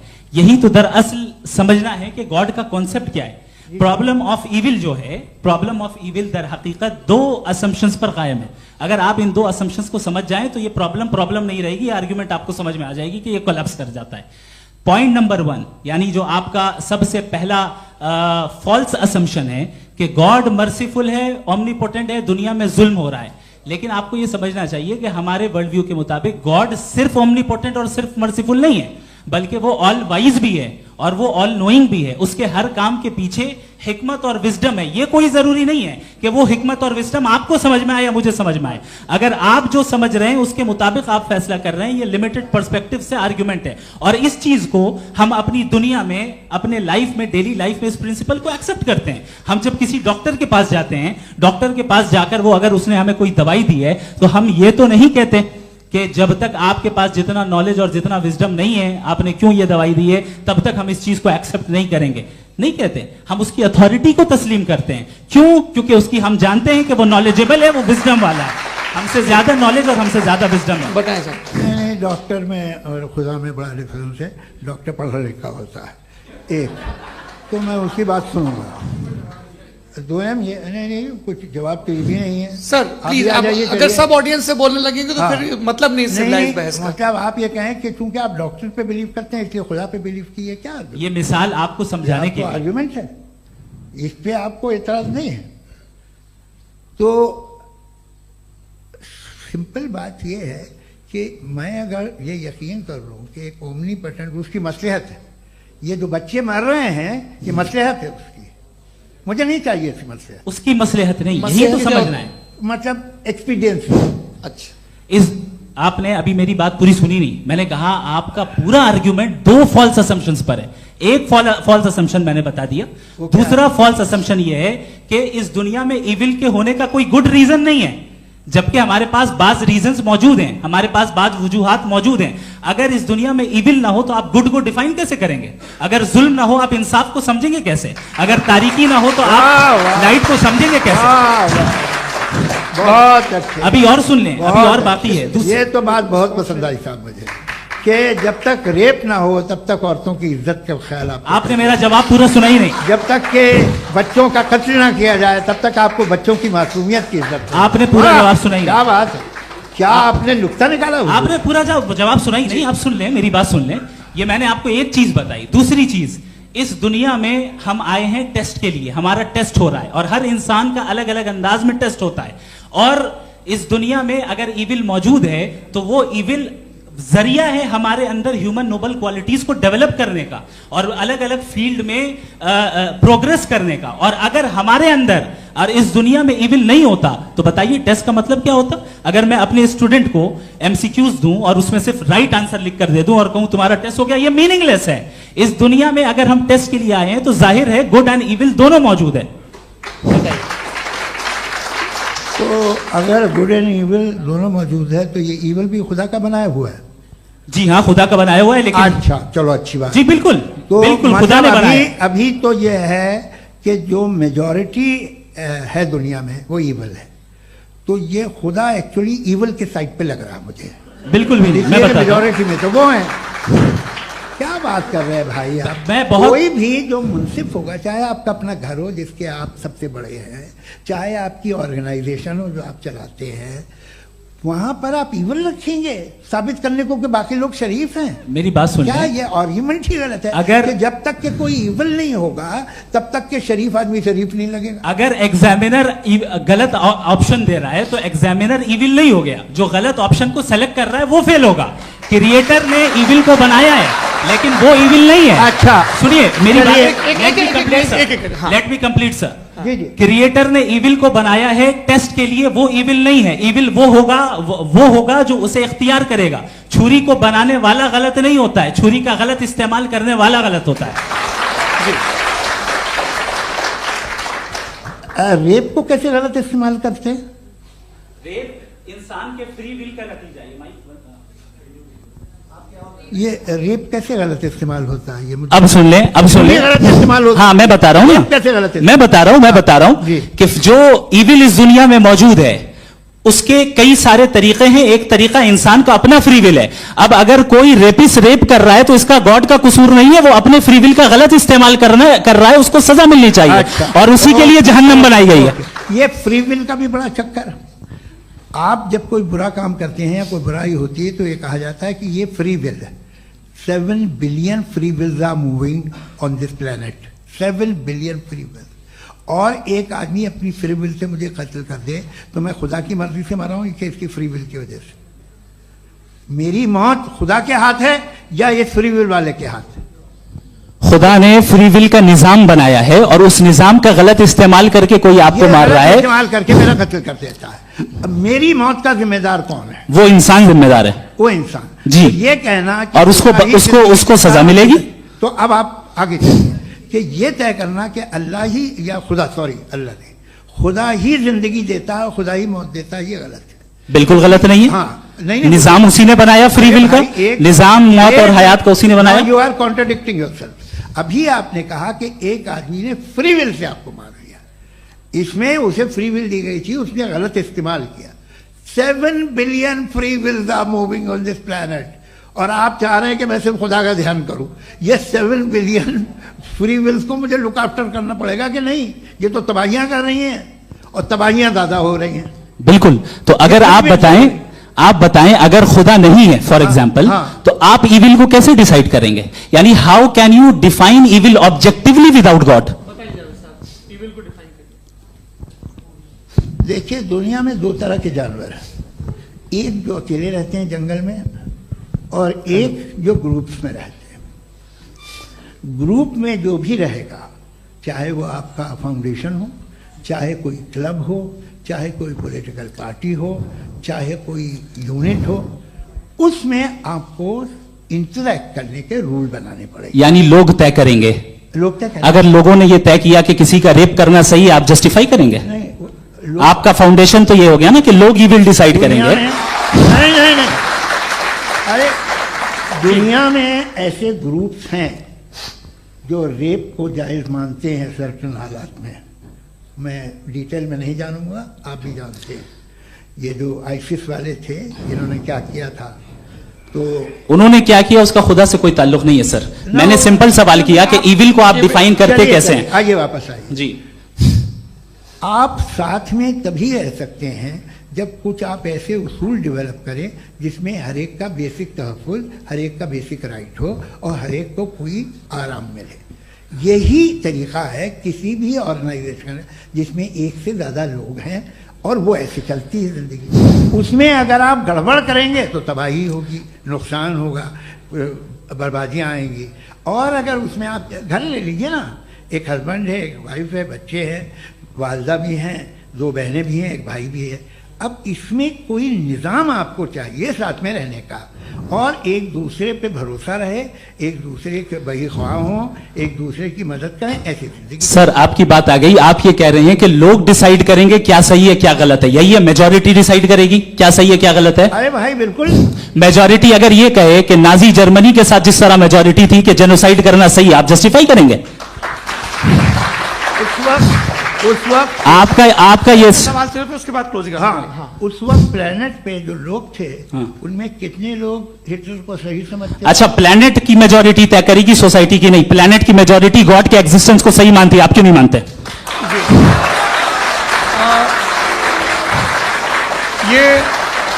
हेलो ये क्रॉस क्वेश्चन का राउंड यहां पर समाप्त होता है। और ये बड़ा अच्छा है कि इस तरह से फ्रेगमेंट कर दिया गया है ताकि जो मरकरी ऊपर जा रहा है नीचे जवाब दे दूं। जी। प्लेनेट की ज्यादातर मेजॉरिटी कुछ दूसरे मजहबों के खुदा को मानती है। आप उन्हें क्यों नहीं? आप तो मेजॉरिटी की बात कर रहे हैं। ये क्लोजिंग आप ये कह रहे हैं इविल और गुड को डिसाइड मेजॉरिटी करेगी, मेजॉरिटी जो कर देना सही हो जाएगा। क्लोजिंग इसको जैसा आप ही लोगों ने तय किया है उसी फॉर्मेट को फॉलो कर लेते हैं। हाँ भाई, मैंने तो भले लोगों पे एतबार किया और तब मॉडरेशन तय किया। जी, आपके पास 5 मिनट का वक्त है, क्लोजिंग आर्ग्यूमेंट है, उसके बाद हम ऑडियंस से क्वेश्चन आंसर लेंगे जावेद साहब की क्लोजिंग आर्ग्यूमेंट के बाद। ओके, बहुत शुक्रिया जी।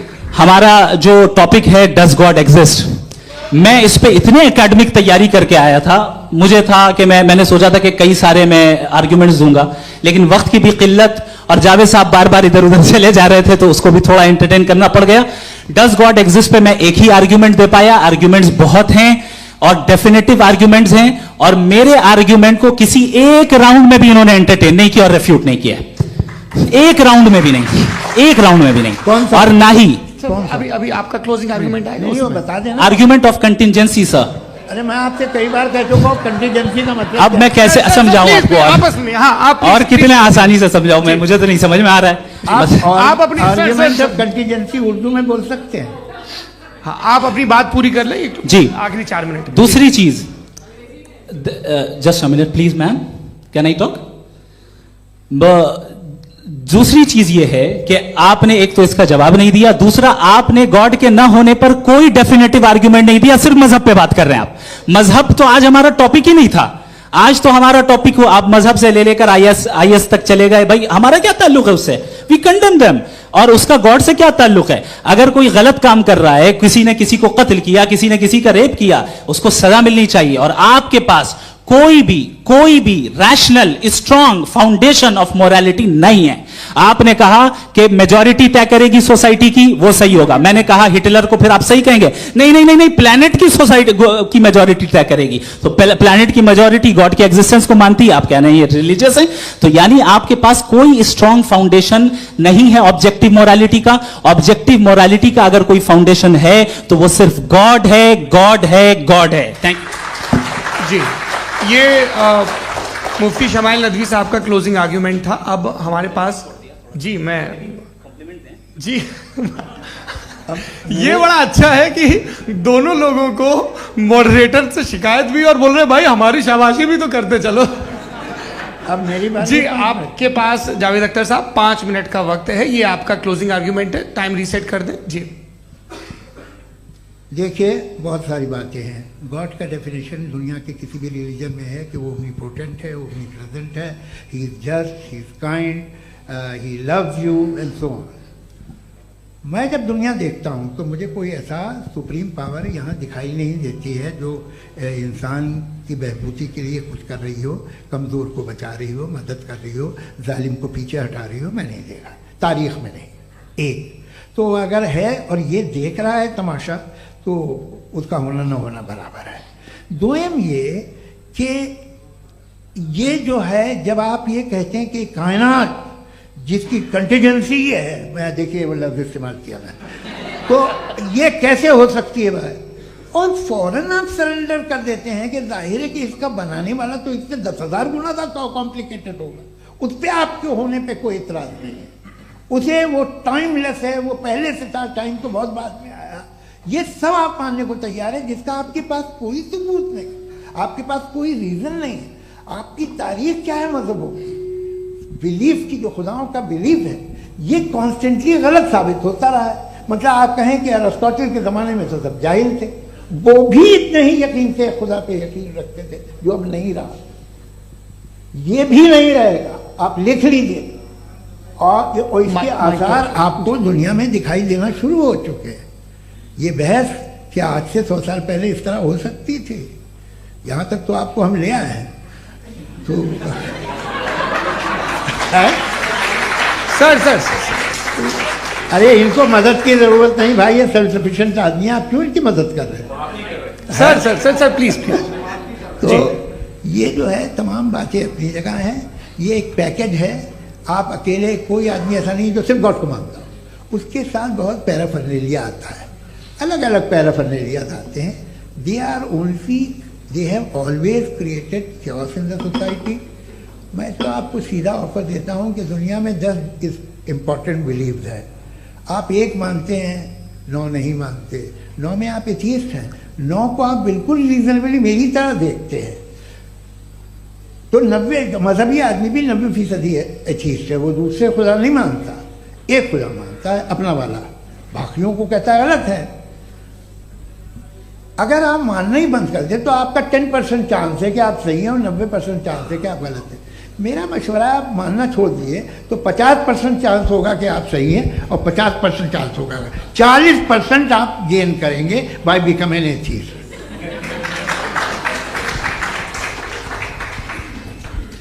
ये एक फरसूदा ख्याल है, ये ख़त्म हो रहा है।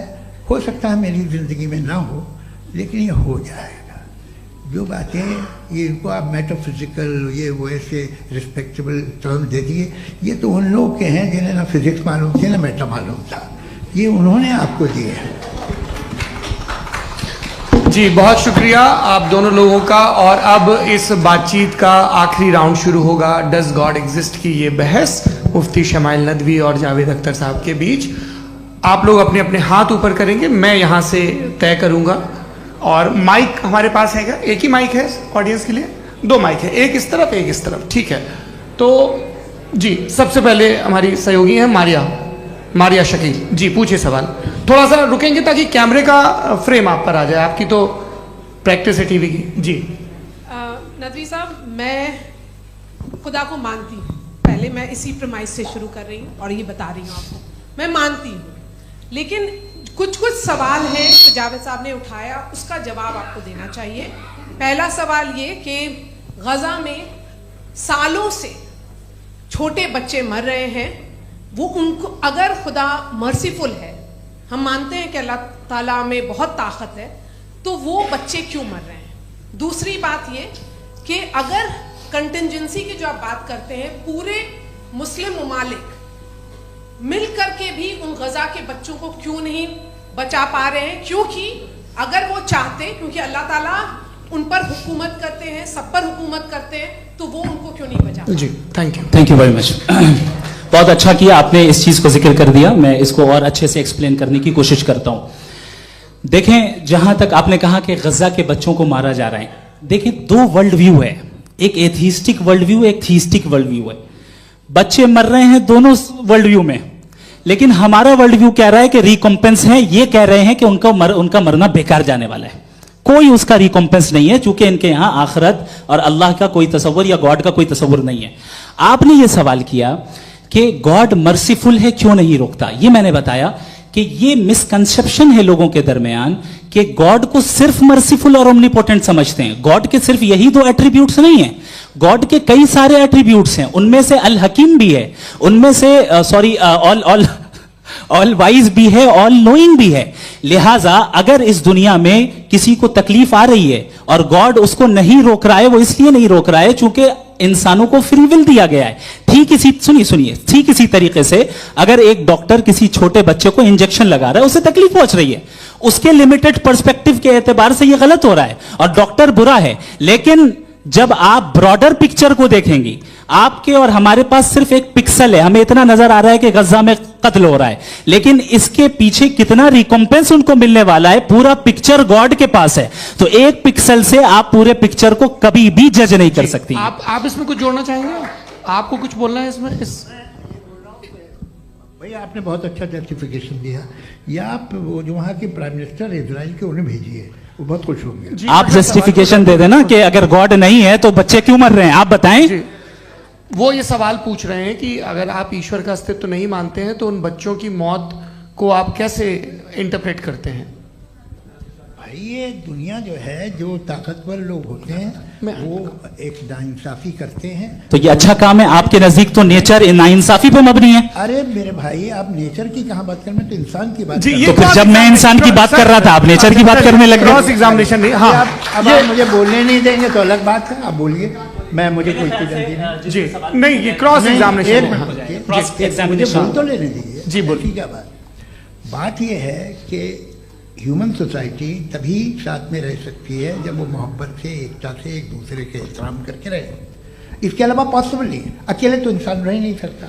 वहाँ पर कुछ लोग हैं जो फाउल करते हैं, वो फाउल हमेशा से तारीख में होता आया है। आज ये हो रहा है, जो हो रहा है बहुत बुरा हो रहा है, बहुत जालिमाना है, बहुत जाबराना है। उसको आप कहें कि ये बच्चों को कॉम्पनसेशन मिल जाएगा या इसकी इंजेक्शन है, इंजेक्शन तो हेल्थ के लिए दिया जाता है। आप ये कह रहे हैं कि ये बच्चों की जो धज्जियां उड़ रही हैं ये इंजेक्शन है, ये टेस्ट है, ये टेस्ट है और उस टेस्ट में उनको ऐसा रिकॉम्पेंस मिलेगा जो आपके तस्वुर के बाहर है। ये आप 3 बरस के बच्चे को बारूद से उड़ा के टेस्ट ले रहे हैं। वाह, वो नहीं ले रहा है, खुदा नहीं उड़ा रहा है, इजराइल उड़ा रहा है। जी, ये तो उसको कंडेम अगला सवाल लेते हैं प्रोफेसर पुरुषोत्तम अग्रवाल। मुफ्ती साहब, एक निवेदन आपसे है कि कम से कम थोड़ा सा माइक क्लोज, एक रिलीजियस और फिलोसफिकल कर मैं प्लीज, एक रिलीजियस और फिलोसफिकल ट्रेडिशन है जो ब्रह्मांड को यानी यूनिवर्स को ही अंतिम मानती है।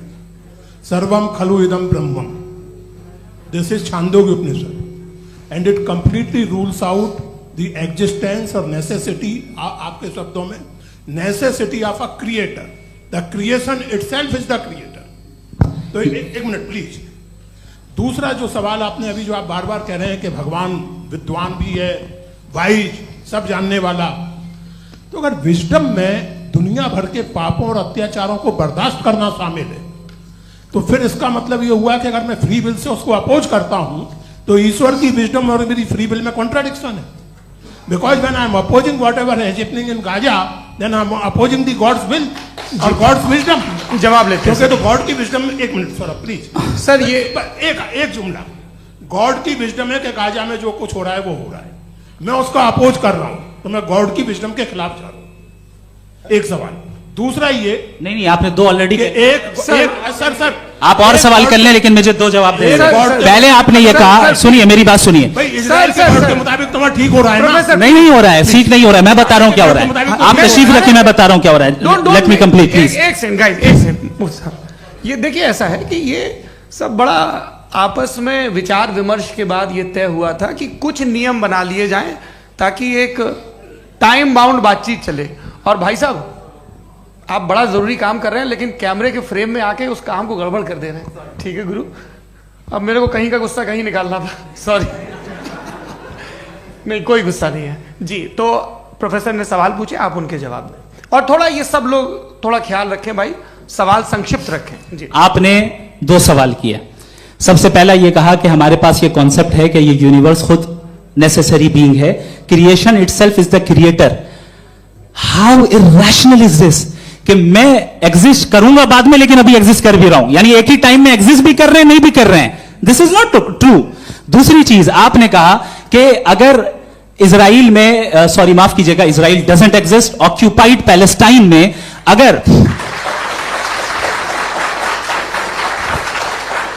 अगर ऑक्यूपाइड पैलेस्टाइन में बच्चों को मारा जा रहा है फ्री विल की वजह से और गॉड नहीं रोक रहा, ये कॉन्ट्रडिक्शन है। ये बताइए कि एक एग्जाम में एक बच्चा गलत आंसर लिख रहा है, सुनिए, एग्जामिनर चाहे तो रोक सकता है, क्यों नहीं रोक रहा है? ये कॉन्ट्रडिक्शन है, ये कॉन्ट्रडिक्शन नहीं है। माइक नहीं सर, ये आपस में जी, ये क्या आपका सवाल? माइक दीजिए। फ्री विल दिया गया है टेस्ट के लिए, अकाउंटेबिलिटी के लिए। अगर फ्री विल नहीं होता तो आप कहते हैं हमें रोबोट बना दिया गया। नॉट मिसरिप्रेजेंट माय पोजीशन, आपकी जो भी पोजीशन, मैं अपनी फ्री विल के नाते, अपने ह्यूमन विजडम के नाते गाजा में हो रही अत्याचार का विरोध करता हूं। बिल्कुल करना चाहिए। के हिसाब से मैं गॉड की विजडम का विरोध कर रहा हूं? बिल्कुल नहीं, जो हो रहा है गॉड, बिल्कुल भी नहीं, बिल्कुल भी नहीं। उसका वहां पर गाजा में कत्ल होना ये इंसानों के गलत इस्तेमाल का नतीजा है, फ्री विल के इस्तेमाल का नतीजा है। गॉड इसका हुक्म नहीं देता, उससे रोकता है। यही तो मसला है ना, आपके लिए कॉन्सेप्ट क्लियर है? नहीं भाई, आपने तो बताया था इंजेक्शन लगाने से बच्चे को तकलीफ होती है, ये इंजेक्शन लगा। सर आप ऐसे रेटोरिक स्टेटमेंट दे तब तो कोई मसला नहीं समझते रहेंगे। This is a rhetoric statement, this is not a logical argument sir. I am sorry, I am sorry. आखिरी 30 मिनट बड़े मुश्किल होने वाले हैं जी। मुफ्ती साहब आगे बैठे हैं, इनको माइक दीजिए। हाँ तरुण, माइक आप अपने पास रखिए, आपको कैमरे का फ्रेम पता है जी। सबसे पहले दोनों को मुबारकबाद। एक सर अपना आप नाम बता दें। आप अमेरिका में शिकागो में रहते हैं, इतना मुझे याद है। बताया आपको, यासिर नदीम अलवाजदी मेरा नाम है। जावेद सर आपसे एक क्वेश्चन है इन्फिनिट रिग्रेस के ताल्लुक से। एक हाइपोथेटिकल सिनेरियो है, मसलन अगर आप सर माइक थोड़ा सा प्लीज क्लोज रखिए जी। अगर आप शायर इसलिए हैं कि आपके कोई उस्ताद शायर थे, और वो इसलिए शायर थे कि उनके कोई उस्ताद शायर थे, और इसी तरीके से हम माजी में पीछे चलते चलते चले जाएं और कहीं ना रुके, तो माफ कीजिएगा आप कभी शायर नहीं हो सकते। लेकिन आप शायर हैं, आपका शायर एग्जिस्ट करता है, इसका मतलब यह है कि आप कहीं ना कहीं रुके हैं। तो मेरा सवाल यह है कि क्या आप इन्फिनिट रिग्रेस ऑफ कॉजेस को लॉजिकल फैलेसी मानते हैं या नहीं मानते? हाँ या ना? मैं इन्हें लॉजिकल फैलेसी नहीं मानता हूँ, लेकिन मेरा प्रॉब्लम यह है कि जब मैं नहीं मानता हूँ तो I will continue with this logic जो फैलेसी नहीं हो। आप एक जगह रुक जाते हैं जाके, आप कहते हैं ये गेंद कैसे बनी, ये जजीरा कैसे बना, ये समंदर कैसे बना, ये ज़मीन कैसे बनी, और अचानक गॉड पे जाके आपको ब्रेक लग जाता है। एक बार आप सवाल नहीं करते कि भाई इनको बनाने वाला तो इनसे भी कॉम्प्लिकेटेड होगा, वो कैसे बना, उसके बारे में आपने इत्मीनान कर लिया, वो हमेशा से है। तो अगर आप उसे हमेशा से मानते हैं तो फिर ये मान लीजिए कि कायनात हमेशा से, क्या तकलीफ है? हम वजूद में नहीं आते जी हैं? हम मौजूद नहीं। अच्छा सर क्यों नहीं हो सकते? मैं बताऊं प्लीज। जैसे मैंने मिसाल दी आपके शेर, आपका शेर कभी वजूद में ना आता अगर शायर इसी तरह चलते रहते हमेशा जी। माइक मेरे ख्याल से एक इन्फिनिट रिग्रेस का कॉन्सेप्ट क्लियर नहीं हो पाया, ऐसे रहने दें, लेट्स मूव ऑन सर। ठीक है। हाँ थोड़ा सा मॉडरेटर का भी ख्याल रखें। नहीं नहीं, आपने तो रखा है, आपने रखा है। यहाँ पे गौहर रजा साहब हैं, वो भी एक सवाल पूछना चाहते हैं। माइक नीचे से ऑन कर दिए, नीचे। पहले तो ये कह दूं कि मैं उन बच्चों से शर्मिंदा हूं जिनको गजा में कत्ल किया गया, क्योंकि हमारे होते हुए कत्ल किया गया। लेकिन उससे ज्यादा शर्मिंदगी इस बात से हुई कि मुझे लगा कि मुफ्ती साहब उसको जस्टिफाई कर रहे हैं। बिल्कुल भी नहीं, आप बहुत ही गलत। मुझे लगा मैं गलत हो सकता हूं, बिल्कुल गलत। मैं सवाल पूछ रहा हूं, सवाल मैं सवाल पूछ रहा हूं। मैं जावेद भाई से डिसएग्री करता हूं। एक सेकंड देखिए, अगर देखिए ऐसा, एक सेकंड आप सर, वेट, अरे आप कुछ मेरे पहले मुझे अपनी बात कह लेने दीजिए। अगर ऑडियंस तय करेगी तो फिर मॉडरेटर का मतलब नहीं। मेरा आप सबसे ये कहना है, ये बहस दो लोगों के बीच में है, एक तरफ मुफ्ती साहब, एक तरफ जावेद साहब। पिछले 1.5 घंटे से ये लोग अपने अपने तर्क रख रहे हैं। आपकी इनसे इत्तेफाकी हो सकती है, ना इत्तेफाकी हो सकती है। मेरे उस्ताद मुझे सिखा गए हैं कि मुखामुखम में असहमति की गुंजाइश बची रहनी चाहिए। अगर मैं आपकी बहुत इज्जत करता हूं गौहर साहब, आपने जो कमाल की किताबें लिखी, साइंटिफिक टेम्परामेंट, लेकिन मेरी ये गुजारिश है आप सबसे कि यदि आप इन लोगों ने जो बोला उन पर टिप्पणियां करेंगे तो ना वक्त की पाबंदी रहेगी, ना वो अनुशासन। आप सवाल पूछ लें, उस सवाल में जो बात आ जाए वो आ जाए। मैं जावेद साहब से डिसएग्री करता हूं, इसलिए जावेद साहब से सवाल पूछ रहा हूं। आपका सवाल जावेद अख्तर साहब से। और सवाल यह है मेरा कि जावेद साहब ने कई बार लॉजिक का इस्तेमाल किया कि साइंस में लॉजिक है और रिलीजन में लॉजिक नहीं है। मेरा ख्याल यह है कि रिलीजन में भी लॉजिक है, लेकिन उस लॉजिक की बेसिस यह है कि आप रुक जाते हैं, जिसका जिक्र जावेद साहब ने बार बार किया, यानी खुदा के तसव्वुर पे आते हुए, गॉड के तसव्वुर पे आते हुए रुक जाते हैं। और इसमें सवाल पूछना मतलब फॉरबिडन होता है। सवाल यह है कि क्या जावेद साहब इससे एग्री करते हैं कि साइंस की लॉजिक अलग है और रिलीजन की लॉजिक अलग है? बताइए सर। देखिए, 3 चीजें हैं। साइंस है, एक है मंतिक है, इस्तिदलाल है, और एक जो है कुछ भी नहीं है, फेथ है, अकीदा है। मैं अकीदे की लॉजिक का कायल नहीं हूँ। मुझे आप इस्तिदलाल से, लॉजिक से, रीज़न से समझाइए, मैं मानने को तैयार हूँ, मेरा क्या नुकसान होगा। लेकिन ये कि अकीदे पे मैं नहीं जा सकता हूँ। अकीदे का मतलब है कि तुम ये मान लो, सवाल ना करो, ये नहीं। आप सारी बातें करके, बड़ी साइंटिफिक बातें करके एक जगह जाके खुदा के हुदूद पे रुक जाते हैं, सरेंडर कर देते हैं। मैं सरेंडर करने को तैयार नहीं। दैट्स ऑल जी। ये आगे सर बैठे हुए हैं, इनको माइक दीजिए। भाई वो आप पूछना चाह रहे थे ना भाई? हाँ, नहीं मैं ये थैंक यू जी। आपका नाम? आसिम इफ्तिखार। आसिफ जी, पूछिए। सर, जावेद सर से सवाल है कि आपने अपने क्लोजिंग माइक थोड़ा करीब अपने क्लोजिंग स्टेटमेंट में बात कही थी कि मज़हब का जो फ्यूचर है वो ज़्यादा दिन नहीं जाने वाला है। लेकिन मैं देख पा रहा हूँ कि जो ऑक्सफोर्ड यूनिवर्सिटी की एक स्टडी है 2011 में हुई है, जिसके 50 एकेडमिशियंस ने इसको अंजाम दिया था, उसमें वो ये कहते हैं कि जो फेथ इन गॉड है वो इनबिल्ट है ह्यूमन नेचर के अंदर, जिसको हम कहते हैं फितरत के अंदर शामिल है वो। और वो ये कहते हैं कि अगर कोई ये समझता है कि मज़हब को वो ख़त्म कर देगा तो ये उसकी गलत फहमी है। तो आप इसके बारे में, इस स्टडीज़ के बारे में क्या कहते हैं? ठीक है। मैं उनसे एग्री नहीं करता हूँ। वो कौन से प्रोफेसर होंगे? ऐसा उनके क्या पास डेटा है, इन्होंने डेटा के बेस होगा। डेटा क्या हो सकता है? फ्यूचर का डेटा तो नहीं हो सकता ना उनके पास, प्रेजेंट का डेटा हो सकता है। डेटा आपने सुना 100 साल पहले का बाद का डेटा? मैंने तो नहीं सुना आज तक। तो आज उनकी ये राय है और होगी राय, ठीक है। दुनिया में तरह तरह की राय है लोग, लेकिन मैं समझता हूँ कि वक्त के साथ इंसान ज़्यादा से ज़्यादा रीजनेबल और लॉजिकल होता जा रहा है। आज आप देखिए वेस्टर्न यूरोप में क्या परसेंटेज है नॉन बिलीवर्स की, बहुत हाई। वहाँ चर्च खाली पड़े होते हैं। तो अल्टीमेटली तो इंसान कोई ऐसी बात बहुत अरसे तक नहीं मान सकेगा, चाहे गलत या सही, जो उसे, उसके दिमाग को, उसके जहन को, उसकी लॉजिक को अपील न करे। वो कह रहे हैं तो ऑक्सफोर्ड के होंगे तो कैम्ब्रिज के होंगे, तो मुझे क्या लेना देना। उनका डेटा मुस्तकबिल का नहीं हो सकता है। जी। दीपक, हाँ पूछिए। मैं आऊंगा अभी, पीछे की साइड भी आऊंगा, माइक वहीं भेजूंगा 2-3 साल के लिए। जी जावेद साहब, आपसे सवाल है। नमस्ते। अरे भाई सर, अगर आप ही लोग को तय करना है तो फिर 200 लोग तय कर लें। ये एक साथ नहीं sir, please don't do this sir. Sir, everybody has a right sir, but we can only take selected questions. No sir, अरे ये यंग लोग भी हैं तो इनकी ये अब उतने यंग, भाई आप यंग हैं कि नहीं हैं? वो कह रहे हैं वो भी यंग हैं साहब, आप उनकी नौजवानी पर दावा उनको ही करने थे। हाँ मुफ्ती साहब आप यंग, हाँ पूछे। अरे भैया सर, मेरा सवाल ये है, कुछ इनसे भी तो पूछो। जी नहीं, बस आपसे एक सवाल है। जैसे थीस्टों के पास अपने जो ईश्वर को मानते हैं उनके पास अपने सोशल गेट टुगेदर्स हैं। 5 रोज़ आज क्रिसमस आने वाला है, होली है, दिवाली है, ईद है। एथिस्ट क्या ऑफर कर रहे हैं? मतलब मैं इनकी दुकान से बोलूं, मैं आना चाहता हूं उस तरफ, पर मैं अट्रैक्ट नहीं हो पा रहा हूं। मैं सोशल गेट टुगेदर्स क्या है आपके पास? वो ये कह रहे हैं कि जो धार्मिक लोग हैं, अलग अलग धर्म के लोग, उनके उत्सव त्योहार कांग्रेगेशन बहुत हैं। अब आपको मैं एक सुनाता हूँ, यहाँ हिस्टोरियन भी बैठे हैं। मृदुला जी आप बताइएगा सही है क्या?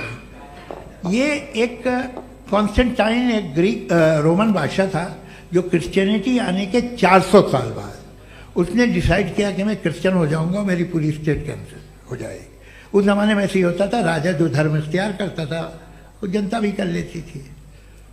इसलिए कि वो हो गया था बैंकक्रप्ट, और उसे जो मेडिटेरियन कोस्ट के रिच क्रिश्चियन वो थे मर्चेंट, उससे पैसा चाहिए था। तो उसने कहा यार क्रिश्चियन हो जाओ। तो उसने अपने वजीर से कहा कि भाई ये हिस्ट्री है कि अब हम लोग क्रिश्चियन हो जाते हैं। पहले सर हो जाएंगे, कोई प्रॉब्लम नहीं है, लेकिन एक प्रॉब्लम ये है कि 17 दिसंबर से 25 दिसंबर तक जो पेगन फेस्टिवल होता, जो पेगन्स थे वो लोग, जो फेस्टिवल होता है वो बंद हो जाएगा, इसलिए कि हम क्रिश्चियन हो गए तो होगा नहीं। तो वो बच्चों को बहुत बुरा लगेगा, पब्लिक को बहुत इंजॉय करते हैं, खासतौर से 25 को मेन डे। उसने कहा हाँ ये तो सही कह रहे हो। ये जीसस क्राइस्ट की पैदाइश कब थी? पहले साहब वो अप्रैल में थी। नहीं, कट करो, वो 25 दिसंबर को है। यह हकीकत है जी। और 400 साल बाद क्रिश्चियनिटी के अप्रैल से दिसंबर ले आए, और इसलिए कि यहाँ पेगन फेस्टिवल होता था। अब मनाते हैं आप आराम से। ये जो सारे फेस्टिवल हैं ये रिलीजन से, हर एक को एक इंटरटेनमेंट डिपार्टमेंट चाहिए होता है अपनी कंपनी चलाने के लिए।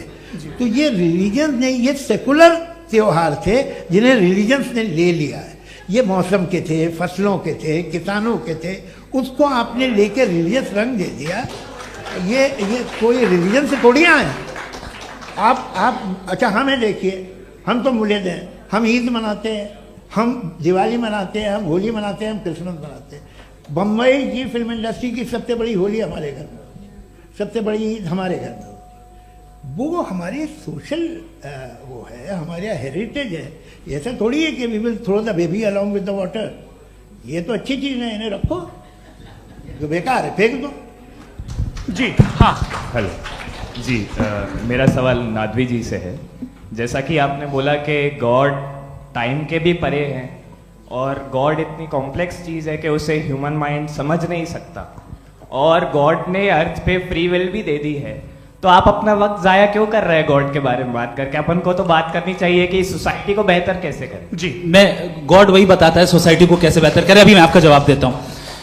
आपने कहा कि टाइम पे वो एग्जिस्ट नहीं करता,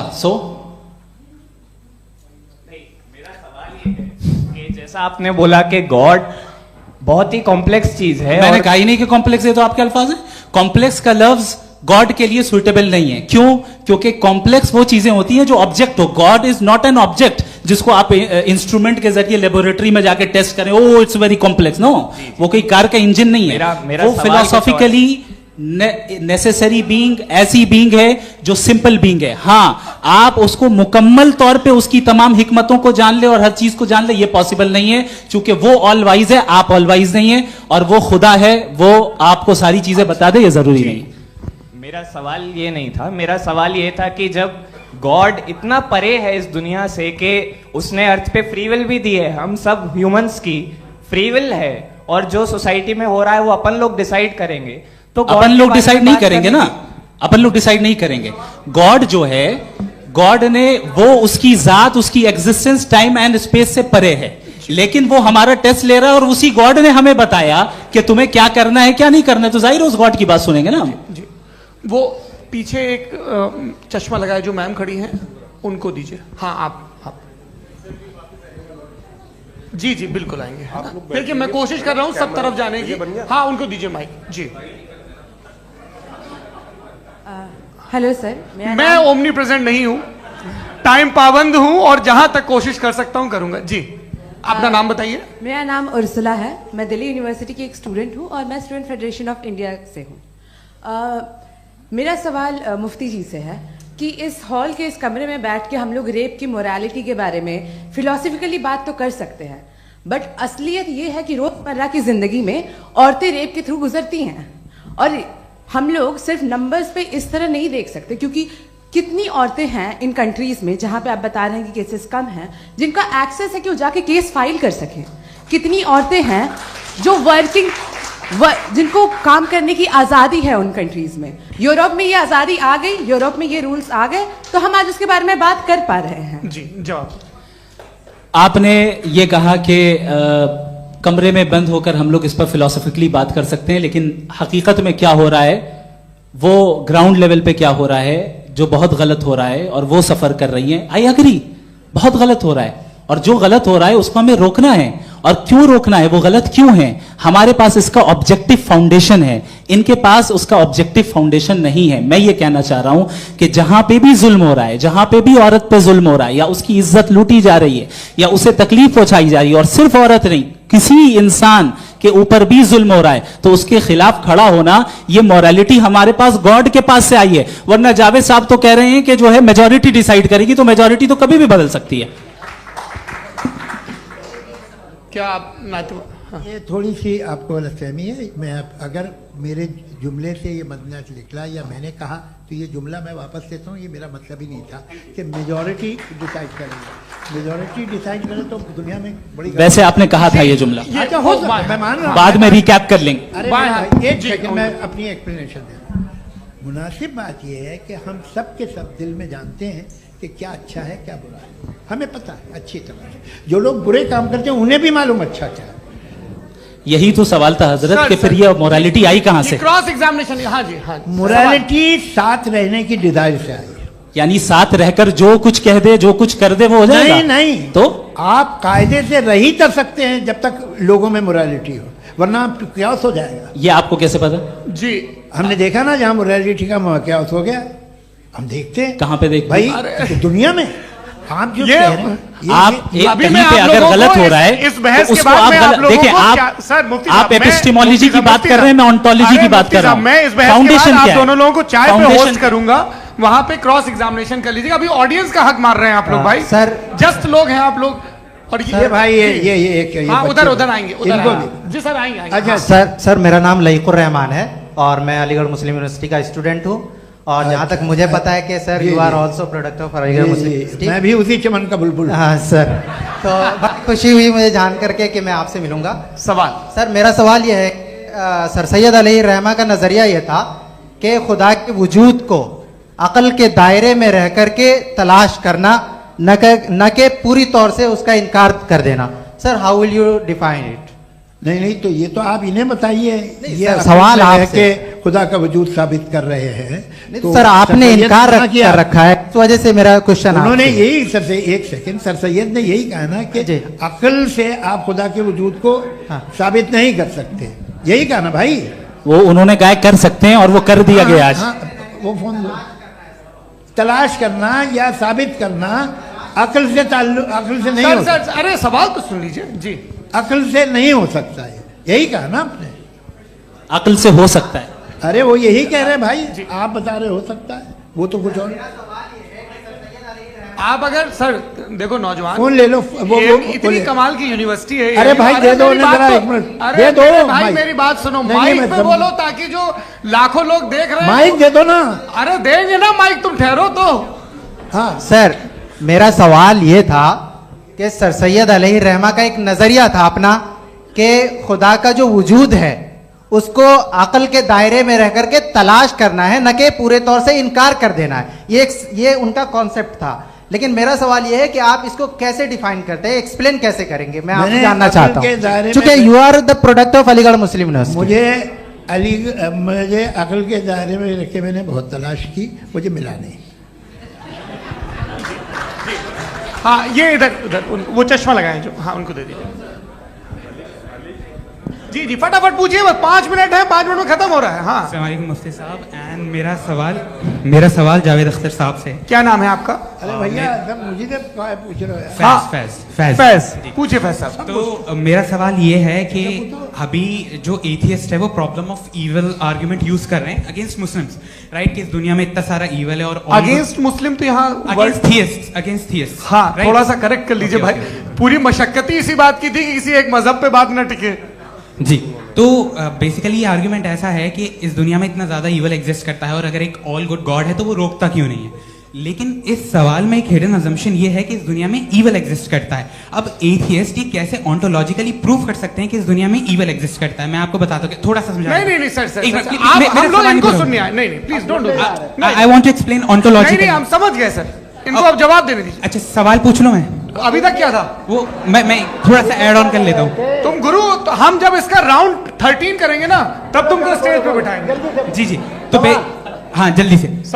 तो देखिए एथियज्म के हिसाब से सब कुछ रैंडमली बन गया है, सब कुछ एटम्स और मॉलिक्यूल्स है। एक पत्थर में और मुझ में सिर्फ इतना फर्क है कि हम लोग एटम्स और मॉलिक्यूल्स का अलग अलग रीअरेंजमेंट है। अब एक पत्थर को कोई इंसान तलवार से 2 टुकड़ों में काट दे या मुझे, according to atheism it is same. There is no evil and good according to atheism.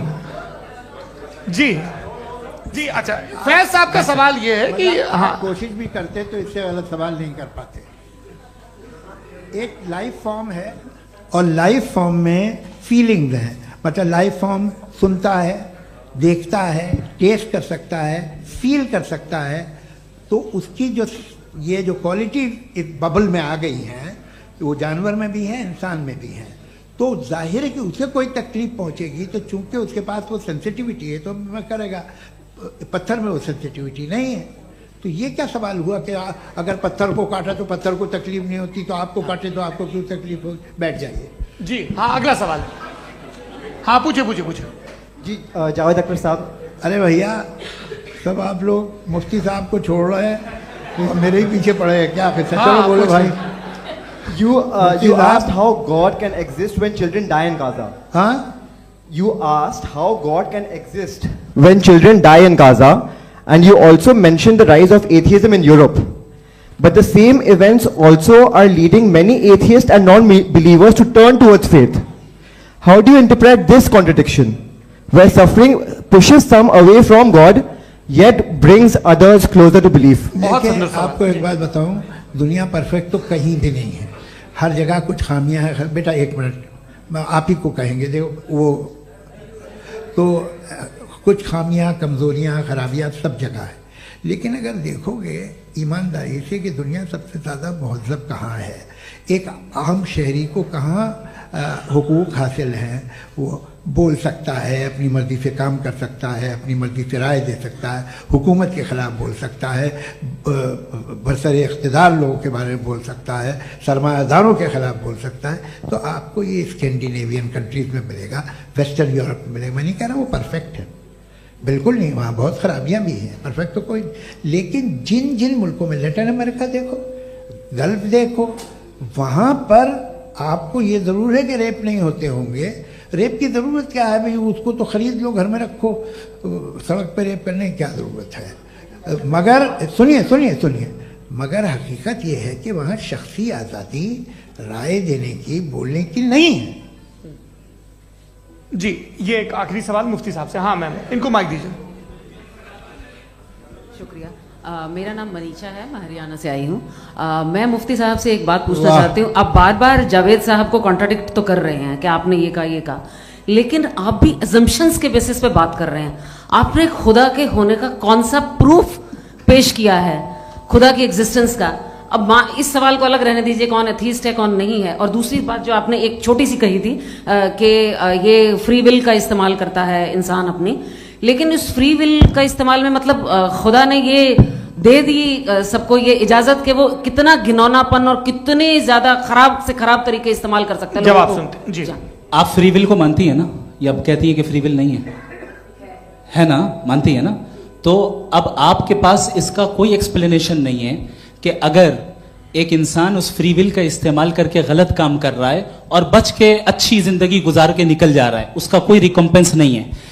हमारे वर्ल्ड व्यू में जो इंसान गलत काम कर रहा है उसको भी रिकॉम्पेंस यानी उसका बुरा बदला मिलना है, और जो सही काम कर रहा है उसको सही बदला मिलना है। लिहाजा जो फ्री विल है वो इस तरीके से है कि एक लिमिटेड टाइम तक खुदा ने मोहलत दी है। ऐसा नहीं कि छूट दे दी, जो करना है करते रहो हमेशा।